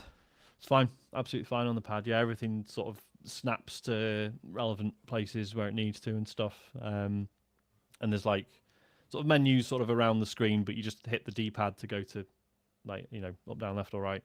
Yeah, it's absolutely fine. Good game. Nice. Like it. Quick game before we move on to the next one. Alistair McGowan's Football Back Chat. Have a guess how much that is on Amazon at the moment if I wanted to buy it on VHS, which got an IMDb. No, we'll do this, right? We'll do this first. How much you reckon it is? Quick, closest wins. Sean? I have no idea. 30 quid. 30 quid. Matt? I'm on mute. I was going to say about 17 quid, but I'm going to think it's good. It's probably a lot more now. James? 36 pence. Oh, James is closest. It's £6.95. Oh, wow. One more question. Who gets closest here? Out of 10 with decimal points, what is the IMBD rating for Alistair McGowan's Football Back Chat? IMBD. Oh, Internet IMDb. movie Sorry, go on. Beta days. 5.4. 5.4. James. 3. Wow. Sean. 2.6. You lot have to have a little bit more faith in Alistair McGowan. It's an 8.3. Holy shit. An 8.3. That's There's more the than cover. I most remember films. that. I had that. I used to love that, man. I mean, It's a 15. is he still around? Why didn't they ask him to retake the photo? Sorry for the podcast listeners, but It's supposed to look like he's copying an attitude. Yeah. yeah, I think so. It was the 90s movie, maybe. Alistair McGowan. Right, James. Let's get to your Paper Mario at the 1,000-Year Door. Yeah, so as I said, I've only played the first chapter of this so far, well, the prologue and the first chapter, so I'm really not very far into it at all. There's no game in it. It is, yeah. It was a GameCube game originally, and it's believed to be it's like one of the best like Mario RPGs that like has ever been made. And I mean, I would say See, I remember playing it, and I had a very good time when I did play it on the GameCube, and it was one of those ones that sticks in your mind as being like, this is one of the best games Nintendo probably ever made, because it's Intelligent Systems who actually who made the game, but because what happened was there was Super Mario RPG which came out on the Super NES that Square had done, and I think they were asked if they want to do more, and they passed on it, and so Intelligent Systems did it instead. I suppose they fell out after the PlayStation and stuff, right? Yeah. Nintendo and Sony. And I think one of the reasons why this really hit was it, really sort of people really dug it was because I think it was one of the first ones that really plays with the script and sort of it really sort of goes very far with the comedy and the humor that there is inherent in sort of the Mushroom Kingdom. It's and it works. Would you say it goes further than, because wasn't Super Saga was before this, wasn't it? I'm not sure actually Superstar whether it was Saga. you mean the Superstar Saga on the Game Boy. Yeah, because that was GBA, the wasn't first it? one where I was like, holy shit, they're actually like making fun of Mario and Luigi for some reason. Why are Yeah. they doing that? And that was the first time I noticed that they were actually going for comedy. Mm-hmm. But this doesn't. You Let's may see want what to come check out because first. I can't remember whether because I know it must have So been around the 1000 same years or- time because that was a Game Boy Advance game, wasn't it? So it was Yeah. around the same sort of era. 20 right? Oh no, fucking hell! 23rd of May, 2024. Yeah. So the first one come out in 2004, July 2004, Mm-hmm. and then Superstar Saga, wasn't it? Yeah. Yeah, Release. that was Like earlier, wasn't it? Was that like 2002 or something? That's 2003. So okay. yeah, just about a year before. But like, it's interesting because there was obviously a stylistic change to the writing, and I think for them to come out so close to each other Mm-hmm. and both have that sort of sarcastic, that eye rolly, Yeah. let's point and laugh at Mario attitude. I think it's so important because that's what those games are so good for. Mm-hmm.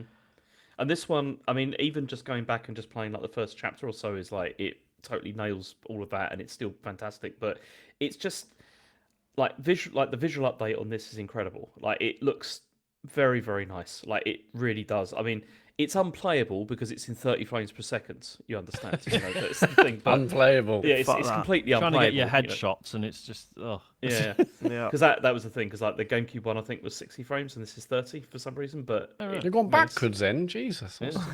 But it The looks, Switch is more powerful than the GameCube as well, isn't it? yeah. Yeah, But what's then that? It's this, newer. I'd hope so. Yeah. but then the work that has been done to update this is significant. Like this is not a remake in the sense of I'm trying to think of something which is a bad You example should have of a done less remake. work then if it got only Yeah, 30 it should have frames. stopped Yeah. and just kept as it was. Yeah. Kept it at the 60 frames, then it would have been playable. But yeah, it's not. But no, That's a it's shame. yeah, it looks really very good. But then. Yeah, I mean, as I said, I don't really have much to say at the moment because it's just great. And I mean, one of the things that I remember most strongly about playing the original was like the music as well was very memorable, like from the first game. And this game did that thing whereby I was playing this and listening to it, and I was like, oh, it's the same tunes and everything. And I thought this is how the game sounded, like when I played it on GameCube. This is what I remember. But there's an option in this where if you wear a specific badge, it will play the GameCube music instead, and you're like, this has had a significant upgrade, like on the music, and they've done that brilliant job where it's like it still completely keeps to the original, but I think it sounds a lot better. Like it's really really very impressive. But I would urge people to play this. Like David, I think you'd really like this. It's a really good game. Like it's Is it got turn-based combat though? yes, it is turn-based combat. But the good thing about that is because I'm not a massive fan of Yeah, turn-based you hate combat, that. even though I play a lot of turn-based combat games that I Yeah, hate. weird. But it's like the thing with this is it's not. They haven't like overcomplicated the systems. It's quite simple to get your head around, and it's quite quick. Like battles don't take forever, and it doesn't do that ridiculous thing that a lot. Do you know? Maybe somebody can write in and explain this to me because this is something that I've always hated we go. about Square like RPGs, like the ones that are from like a long time ago. Often when I was like fighting like the major bosses like towards the end of games, why is it that you have like your team will like have a go? They'll start attacking Did the I have a boss. go? And then your turn is over. And then for some reason, the boss gets about 6 or 7 turns in a row. I never understood why that happens. And then you get wiped out. Tension in it. It's just. Say again? Just tension in it. Drama. Yeah. It's just really annoying. It's really Narrative. annoying. But this has some also, as Louis P says in the chat, it's got some nice like sort of real time. Ben, that's bullshit. Saying that because they're more powerful, that is nonsense. If you've like updated your character and you've like ground for like ages and ages and ages, and you're at level 99, that's ridiculous. Like just saying they're more powerful. That's nonsense. Health bars. I hate refilling health bars. Like I Yeah. hate it. For Spider-Man 2 did that towards the end, where like they had like 4 of them. It's like, what's the point in having a health bar then if you're just going to say they got 4 health bars? What's the fucking point? What's the what's the good thing about that? Tell me why that's good. Sean, Well, it's not. Yeah. I'm saying nothing. not, is it? I remember. I'm Doesn't trying to ruin think. anything? The actual JRPGs that I've actually finished. I think it's basically Final Fantasy X, and that's it. And that has a boss where when you fight Seymour. I don't know if James, you finished? That's the only one Seymour! I've ever finished as well. Yeah. And yeah, he's got 2 mates either side of him that keep healing him. Yeah. And yeah, basically, I was really struggling with that fight, and then read a magazine that was like, get your thief character to steal from his mates, and then just steals the potions off them, and then they can't use the potions anymore. I was like, oh, right. And then it was an absolute cakewalk after that. Hey-ho. You say I'd love it and all this sort of stuff, right? 50 quid for a... That's that's what I don't understand about this, because this is a game, right, that a lot of people would never have played, right? Yeah. It looks amazing. For all intents and purposes, this is a new release. Like I would argue. Like for Because David, it always have you had a played cool this game? art style as well, right? Like Yeah. the original hadn't aged that badly to begin with, but yeah, I gather they've really done a lot of work. They've with done this one. tons of work on it. It looks really nice. It sounds really great. It's like I don't see why this is any different to buying another game, which is like a new game. Because Because the new game has been conceptually started from scratch. Yeah, I know, This- but for you who has never played the original, this is essentially a new game. This is a new one, but- yeah. But the company are putting it out for the 50. It's not. It's got 50 nothing to quid's do with cheap, that. It's the though. fact that It's a they budget haven't release. rewritten this game, have they? They've not built this up from the ground up. They've taken the bones of the original and We don't and know because you don't redone know it. how much work's gone into this, like to make it what it is. I don't think they've just taken the GameCube code and then just like said, oh, No, just, that's not you know, what I'm Copy and suggesting. paste it onto a Switch yeah, and just cartridge. run it through a filter. They're to make selling it look this as a nicer. full please. time. So you're comfortable that they're selling these what do you call them? remake. Remake? Design Remaster? remaster games. This for is a full remake though. price. This is not a. I wouldn't say this is a remaster. Because a remaster is something like the Metroid game that came out recently, where they basically just sort of like up-resed everything. This is not like that, I don't think. This is more than that. Still, it just doesn't sit right. with Has me, anyone man. ever bothered with a Nintendo Switch game vouchers thing? No. No, never. Because really I went on the point. page and I was like, 50 quid, but it's like, obviously you can get 2 vouchers for £84 and that covers 2 games. Like, Mhm. I've never thought about no, doing no, that. no. But I don't usually, do if you that. shop around, you can get new Switch games for like 40 odd, right? Anyway, so Yeah. never really seen the point. 50 quid. Yeah, but it's a really good game. Like, this is what I don't get. Like, if it's, I understand what you mean. Like, if you're just saying, oh, they're just lazily putting out like a remaster or whatever or something and done nothing to it. But this is more than that. Like, I don't get that. I really don't. It's How- just I was in the I went to the cinema today to watch a kids' film. Garfield, don't watch it. It's fucking dreadful. And they had an advert for this followed by an advert for Luigi's Mansion 2 on the Switch, and I was sitting there seething. I was like, "Come on, It Yeah, but is that's- end of it- generation Nintendo, isn't it? It's true, and I'm big not. time end of generation Nintendo." But there is also a lot of people that will never have played those games. And that's 50 quid as well, Luigi's Mansion 2 HD. Yeah, That's 50 quid as well. of course it is. This is Nintendo. Again, they always do 50 quid this. on the eShop, Why would they release them any cheaper? This is Nintendo. They don't do that. Then no Wait, people yeah, will buy but, it. hold on, wait, yeah, but I'm complaining about it. I'm not saying that they won't do it. Did you not see? I complained when Sony was saying, right, we're going to re-release a game that we released like 3 weeks ago. But again, I think it really depends on the amount of work that's gone into it. Like, I really do. And with this, a lot of work has gone into this. A fucking lot of work needs to go in for it to justify, I think. And But you haven't played the James original, so played it. it kind of doesn't yeah, matter. I can't say for the original. I can't say for this one, but certainly when you look at what they've done to Luigi's Mansion 2. If that looked like Luigi's Mansion 3, you might go, okay, all right, you've made it, you've taken the game and then you've made it. But like that game, that's literally just the 3DS game that's been, smoothed up a bit around the edges. Like, it's crazy how bad that looks compared to Luigi's Mansion 3. Okay, all right. Yeah. Don't just go quiet. It's Are these fucking Mario hilarious. RPGs like? I'm not, David. I'm not. There's nothing to further to argue with you. That's fine. If that's what you think, it's all right, fine. fine. No, Are these Mario no, RPGs? shut up. Sorry. Look, what are you expecting me to do? Like, you've ended on a point, and you want me to argue with you, but I've got nothing. No, I don't want you to argue with me. I just think going quiet is probably not the right thing It's to do not when we're going in quiet, is conversation it? on a Why- video why- games podcast. Why James. do I have to keep talking when you've ended on a point? I don't It's a understand that. podcast and people are listening. So I've got what to do you just want me- artificially say something. What do you want me to say? Do you want me to just go? Never mind. Fucking hell. I mean, Jesus Christ. Right. Anyway, sorry. What were you saying, Matt? Just I was because like, there was are a these, pause. like- Now you're talking. Now you're talking. When I asked Matt Yeah, because to we've talk, got what's something going to on? say. We've got something to say now. We had nothing to All say right, at the end of that okay. point. All right. And so Go you're on, like, then. oh, why haven't you said something? It's because there's nothing to say. Go on, Matt. Okay, what well, are you saying? if I get my words out, are For these fuck's sake. fuck's sake? Are these Mario RPGs like 100-hour epics, or is it much more like a 20 to They're 30 hour usually experience? quite lengthy, aren't they? Around 20 hours. Yeah, I mean, this Oh. one is like 30 hours around. Like, it's around, Yeah. that's the minimum sort of time. Oh, it's Yeah, okay. the games have always been relatively lengthy. Mhm. I will probably pick it up. I know when we were watching it in the when the trailer come up on the cinema, like Charlie was buzzing, and I don't think he will be good at this, but I know Harry will probably be. I'm assuming it's a little bit easier than Color Splash, James, right? Yeah, it's not terribly difficult, but there is quite a lot of dialogue. Like, there's a lot of, there's a There's lot a Yeah, lot of see, reading, Harry's I alright assume. with reading, but Mhm. yeah. Yeah, we'll this does see. look really good. If I don't have 50,000 games to finish, then this will be on the list at the bottom of it. How many If only games you if got it to was finish, 3 Matt? hours long. You got Rebirth. What else? Animal Well, You're not going to finish Lorelei, Animal Well. or don't worry Lorelei, or Lorelei. about- Lorelei, yeah. Yeah. Well, you've got another game that you've been playing, haven't you, Matt?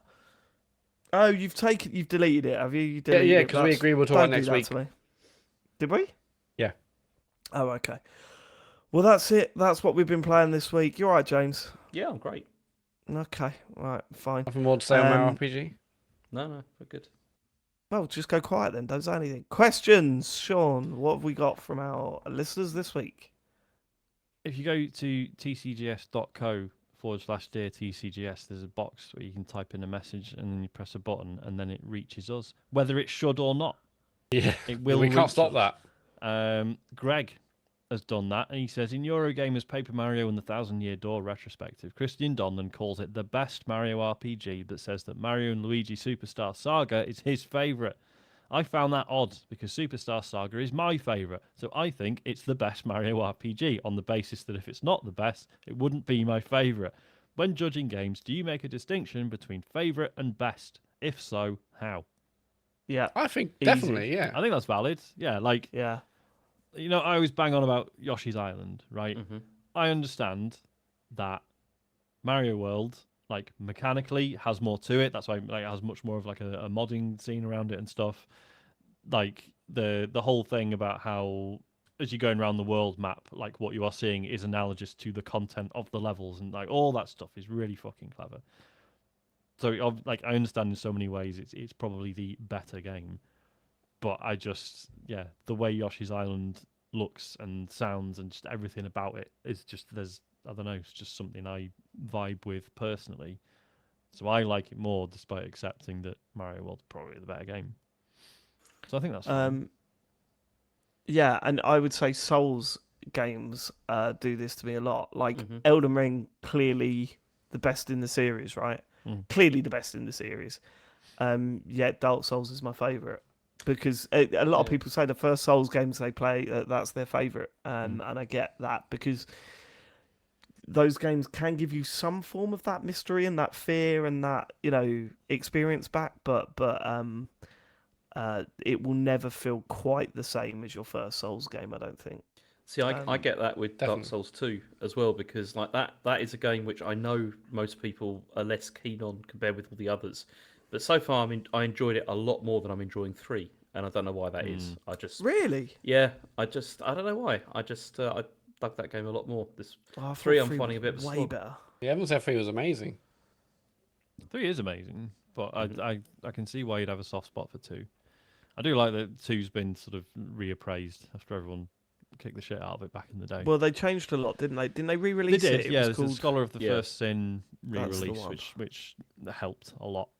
But yeah, It's got Yeah, some I best think music with as well. a lot of games, a lot of art, you can say, this may not, this other things may be classed as the best, but this speaks to me specifically, the things I like or, I'm interested in. And so, yeah, I think that's same with all art, isn't it?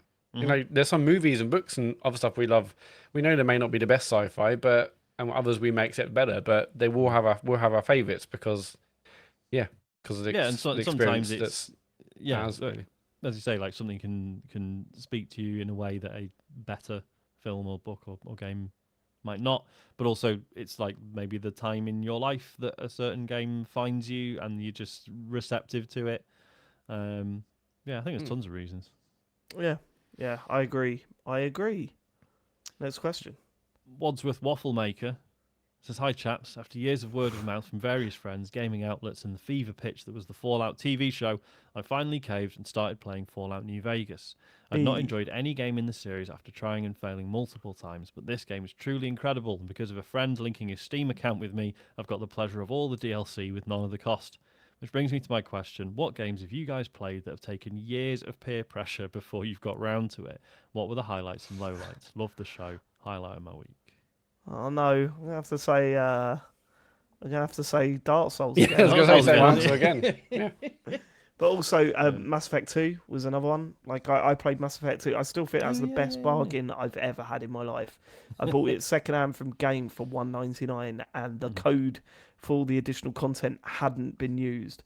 And Mass Effect 2 went on to be one of my favourite games of all time. So, yeah, that took a while to get to. What a game that is. It's the best in the series as well, isn't it? Like, I I know, without a like, shadow of a doubt. Is it a- like I genuinely didn't mind the ending to Mass Effect 3. But yeah, 2 is probably the highlight. It definitely is, yeah. It was very good. I mean, I'm trying to think about this, but like more recently, I mean, probably Inscription was something. I mean, it's not been years, obviously, but people get going on about that all the time. And I mean, thinking about highlights and lowlights with that, I mean, it's like I'm still not sure. Actually, I was going to say, you didn't really where get on with it, did you? where I stand, yeah. I mean, I enjoyed the first section quite a lot, but then I kind of didn't feel like I needed to play any further, so I'm not. Still not but sure. it's I've watched a lot of it on YouTube just out of curiosity, and that game is not what it appears to be, and I think that's why people are so like, no, you've got to keep playing it, because actually, what you've played is not in Inscription. What you've played is the intro to a game called Inscription that goes places that you don't expect it to go. I think Resident Evil 4 is probably the one for me, because I didn't play it till it came out on the Wii, and that was after years of like, I know you don't like survival horror, but you will like this one. Yeah, it's really not right. survival horror, is it? Yeah. Yeah. It's just a very tense, very good action game with, like, I mean, it's got body horror elements, I guess, later on, but yeah. Oh, I did have this with the Uncharted series actually, because I hadn't had a PlayStation for ages, and then I got a PS4. Oh, that's right. Yeah. And then I played that and really enjoyed it. I thought it was great. That was a highlight. Yeah, that is a very good series. Because I loved so I played a bit of the first, and it's a 6, 7 out of 10. The second one, like, I obviously finished and was incredible. I think it was like the first thing I played when I got PS3, and I was like, oh my god, this is a bit of worthwhile investment. But then 3 came out, and everyone was like, yeah, it's all right, it's not as good. And then I fell off Uncharted. Yeah, 4 was great. It's very good. Yeah, 4 was well worth playing. It was really good. But so I was that tapped other... out during Lost Legacy. Oh, that was the what's called the side one. Yeah, people rave about that. I enjoyed that one. Yeah. Yeah, I thought it was pretty good. Yeah, I wish think I they'd just do had more, my fill by that point. Yeah. But yeah, 4 was well good. It was a proper good ending to that series, wasn't it? I wonder whatever happened to that rumoured one where you were supposedly playing as a kid. Do you remember there was that advert where it sort of showed a little glimpse of it? Yeah. And everyone was like, gonna oh, tie there's in another with the Uncharted film? game. Maybe. Was that the plan? No, I don't think it did. Any of us ever No, I seen think the it was film? after the film. I've seen the film. It's not very good. No. No. Isn't Sully like way too young? Is it? Is it Yeah. Matt Damon that plays Sully?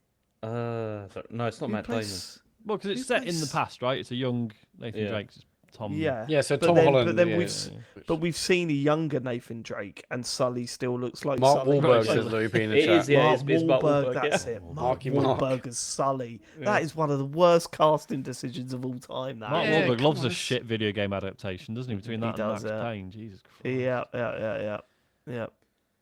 Yeah, my answer is unfortunately also Dark Souls. I remember buying this because it was really, really cheap, and then I think you kept bullying me, David, and I was like, no, I'm not going to play it, and I was like, maybe I do, maybe I don't, and it's only because I did the stream that I actually played it like many, many years later. But I bought that for like £4 on Xbox for years before I played it.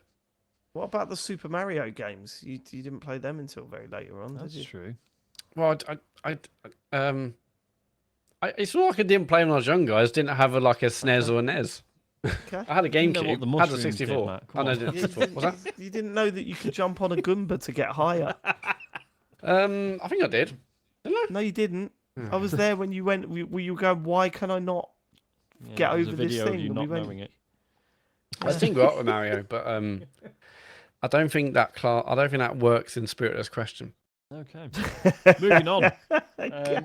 Maria Mendieta says, Dear TCGS Krull, when I played the 1994 version of Donkey Kong for the Game Boy, I was enamored with Mario's moveset. He could flip backwards, do a triple jump, and even walk on his hands. All of this either using A or B on the system. Inspired by the simplicity of these controls, what current generation game do you think could have its controls stripped down to 2 buttons and 2 joysticks without sacrificing playability? Hellblade 2. I mean, that is basically 2 buttons. That is a zinger. That's the ultimate answer. Yeah. Yeah. I don't. That game. There's got to be others, right? Yeah, I mean, there are games that really limit the amount of buttons that you've got to press. I think Balatro is really good for that. It sort of Yeah, doesn't say, although you constantly press the wrong button anyway. Discard game cards that you really want to use. But really, I think you're absolutely right, James. That is the ultimate answer. Well, I mean, how many buttons does Life is does it Strange have a use? Can I just ask, did any of you not hold down the run button Yeah. during that game? That's annoying, yeah. Basically, what's the point of... Well, I guess if they want to make you to take in the environments, but yeah, generally I was holding down run for the whole game. I changed the settings so that you didn't even have to hold it down. You go into Okay, accessories. Oh, really? Oh, that's a good idea. Interesting. Yeah, you can have it need like to a do that. toggle, so you don't have to. Yeah, I bother. need to toggle that on. Cool. Yeah. Fucking yeah, terrible game. Cut the Um, game in half. Not a terrible game. Well, we'll find out come the Game of the Year show, shall we? I'm not saying it's a Game of the Year contender. I'm saying I really enjoyed it. Yeah, but There's what else no are you way going to put on that your game list, Matt? doesn't Yeah. make your list.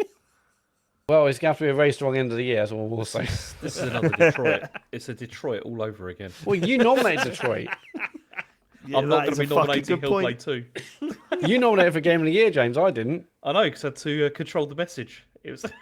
You didn't control the message though. No, Yeah, that's you wrong. fucked It the was really message. sarcastic Gambit did not speech that didn't pay work. off. It went wrong. Didn't win though, did it? So yeah. No, good point.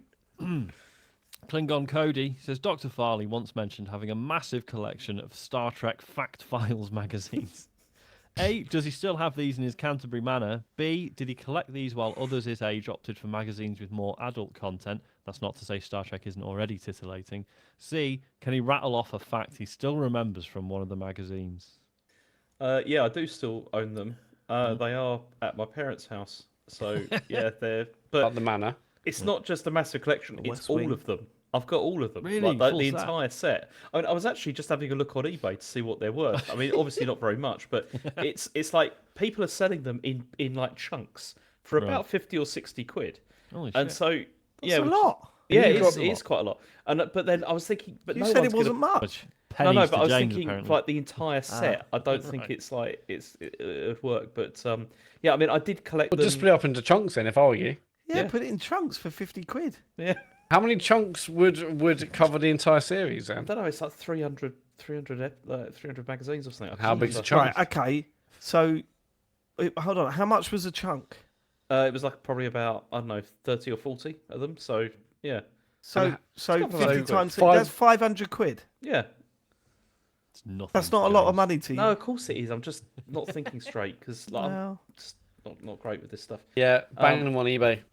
Yeah. But yeah, I mean, I'll take them off your hands for a tenner, James. what chunk do you want? I want a lot for a tenner.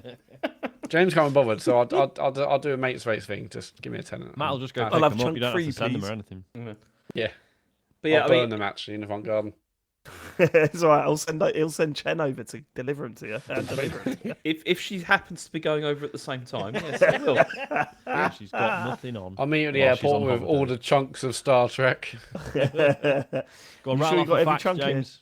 I'll Give us give you a fact. Yeah. One of the facts, which it turns out was erroneous, because the trouble is like they were trying to document. Is that one of the literally characters everything. from Star Trek? Yeah, Sorry, I'm they're my trying to keep favourite. up. That's my favourite Star Were Trek. they one like the glasses things?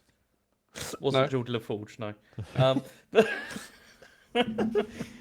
But no, there was a lot of erroneous facts in that. In fact, in inverted commas, because they were trying to chart everything from Star Trek, but obviously those things change because the canon changes and all sorts of stuff. And one of them, I remember they had a map of like the Star Trek galaxy, and the glaring error that it had. This is ridiculous, right? No, go is- on. I'm interested. So Sean, you remember like Deep Space Nine? There's like a wormhole, right? Yeah. And the wormhole goes into the Gamma Quadrant. Yes. Yeah, we all know that, James. We're not idiots. Even Dave and I know that. Now, the problem with this is that so Voyager gets like swept off, in the series, premiere to the Delta Quadrant, which is like 70,000 light years away from Earth. So it's going to be a long journey going back. But the trouble is like you have a look at the map that they produced in this, and it would have been much quicker by half the time to not go through the Delta Quadrant, go across into the Gamma Quadrant, and then take the Use the wormhole wormhole. back to Deep Space Nine. Yeah, And they could have done totally it, knew about the wormhole, right? Yeah, There's it's no way like they didn't. they knew Yeah, about yeah. it definitely, Yeah. like literally half the time, and so you just think, that was a mistake. But so I think more recently they've clarified, obviously, that this was Of course, this- there are good reasons. For yeah, them to not do that. this Yeah, map yeah. was not actually exactly correct to scale. And, yeah, but there you go. I mean, Nice. yeah. So there you go. Final question. Comes from Fucking hell. comes I from never want, Crouching you know, Tiger, everyone's going, Stupid let's do that big thing. What if Sean and James did a Star Trek pod? What if That's what you'd get. Yeah, and it'd be That's fucking what good. you'd get. Okay. Yeah, you get a great show. All right. I mean, going through the Gamma Quadrant would be quite difficult because you've got the Dominion and you've got the whole. But it's true. still. I didn't know that you could unsubscribe from a Twitch channel. That's a new thing, isn't it? Final question comes from I didn't Crouching find that Tiger, funny, Stupid Matt. Did you Bastard. notice that? I didn't Yeah, find they that didn't, funny. yeah. No. Go on. It wasn't, you wouldn't see if anyone would subscribe, Dave, so it doesn't really Yeah. work. I know it was a joke. It was a joke. It was saying that they were They're not landing because tonight. it doesn't are they? usually they're happen. not. Okay. The final question comes from Crouching Tiger, Stupid Bastard. I'm sorry, Matt's just popping some popcorn. Yeah, I'm starving. Sorry. Right, everyone strap in because this is a doozy. If you had to choose between eating only hot food or only cold/room temperature food for the rest of your life, which would you go with? It's 5 to 11 at night. Oh, good Going to be question. here a while. Only hot food or only food, right? cold food? Hot food. It's got to be. Yeah, But hot then food. that This but then is the how many easiest. how many situations would you be in where you've no means to heat food, so you're not allowed to eat anything? Okay, fine. No, I just assumed everything I would be able to eat would just come hot. That's what I assumed. No, I don't think the universe is making all your food hot for you. Yeah, Can but the this episode title be "Come Hot," please? yeah, I think it should be. It should be come hot actually. No, but I think what I assumed is basically every sandwich it was just boiling hot. Ice cream will be melted because I chose hot. Why has it got to be boiling hot? That was not part of it. You've Okay, just hot, added- hot, It's whatever. hot food. Yeah. Yeah, Um, hot And what happens if crisps. if you make some hot food and then it goes cool? Are you then not allowed to eat it? I assume you're not. Well, no, the good thing is, in my like brain canon, Oh, if yeah. I cook something and it's hot and it doesn't cool down because I've chosen hot and everything is hot forever. I don't think it works like that, man. Because That's how I everything like is it. hot forever. Listen Yeah. to yourself, you madman. Everything. Anyway. Have you read the question? Life without burgers and steak Yeah, and but you can eat barbecue. those cold. No, you fucking can't. A cold steak. Yeah, well, like it's like eating a liver You can have boot. room temperatures. We need a temperature cut off point. Yeah, if it's don't like we? room temperature, that's fine. No, it's not. Well, it's not fine, obviously, but it's still edible. Yeah, that Well, means no ice you've cream changed- though. If you go hot. You changed what you said then. That's I often awful. do that, but yeah. A cold burger. I've been to places where they've done like sliders and they're cold slider Yeah. thing. Awful. Make Nothing me wanna worse than a vomit. cold McDonald's. Oh god, that sucks. The Unless James worst, is there and he hoovers up your chips. Yeah. No bother. Well, there isn't McDonald's if James is there. It's like, what the... Yeah, I'd have to go hot. I mean, although I'd fucking miss Viennettas so much. Really, that's the thing you'd miss. A Viennetta. That's the thing that came. Well, I mean, I love ice cream, Viennetta, milkshakes, It's high quality water, ice cream, David. beer, Coke. What? No, It's a hold high on. That's quality ice cream. drink, Matt. We're Oh. talking food. Okay. Matt, Oh yeah, it's just you're Viennetta's- still allowed hot drinks or cold or whatever. Yeah. Viennetta's not good. You know that, right? I know that, but that's kind of part of the charm.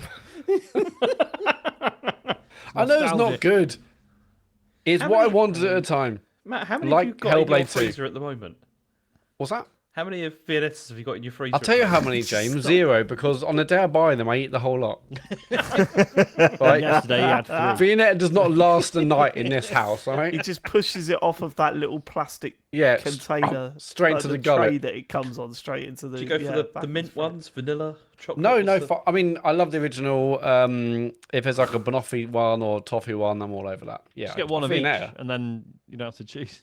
Also, great Mix it value. They're together, often like blend a quid or £1.50. There's a Brilliant. reason for that though. Yeah, Look, I'm there's- not saying they're the world's greatest chocolate, but I like them. There's ice cream for a start. We should have brought Um, this up during the not good the best but your favourite conversation. Yes, very Would have been good. relevant. Yeah, possibly. Yeah. And what's the? I think the answers probably have to go hot. Probably have to go hot because cold food.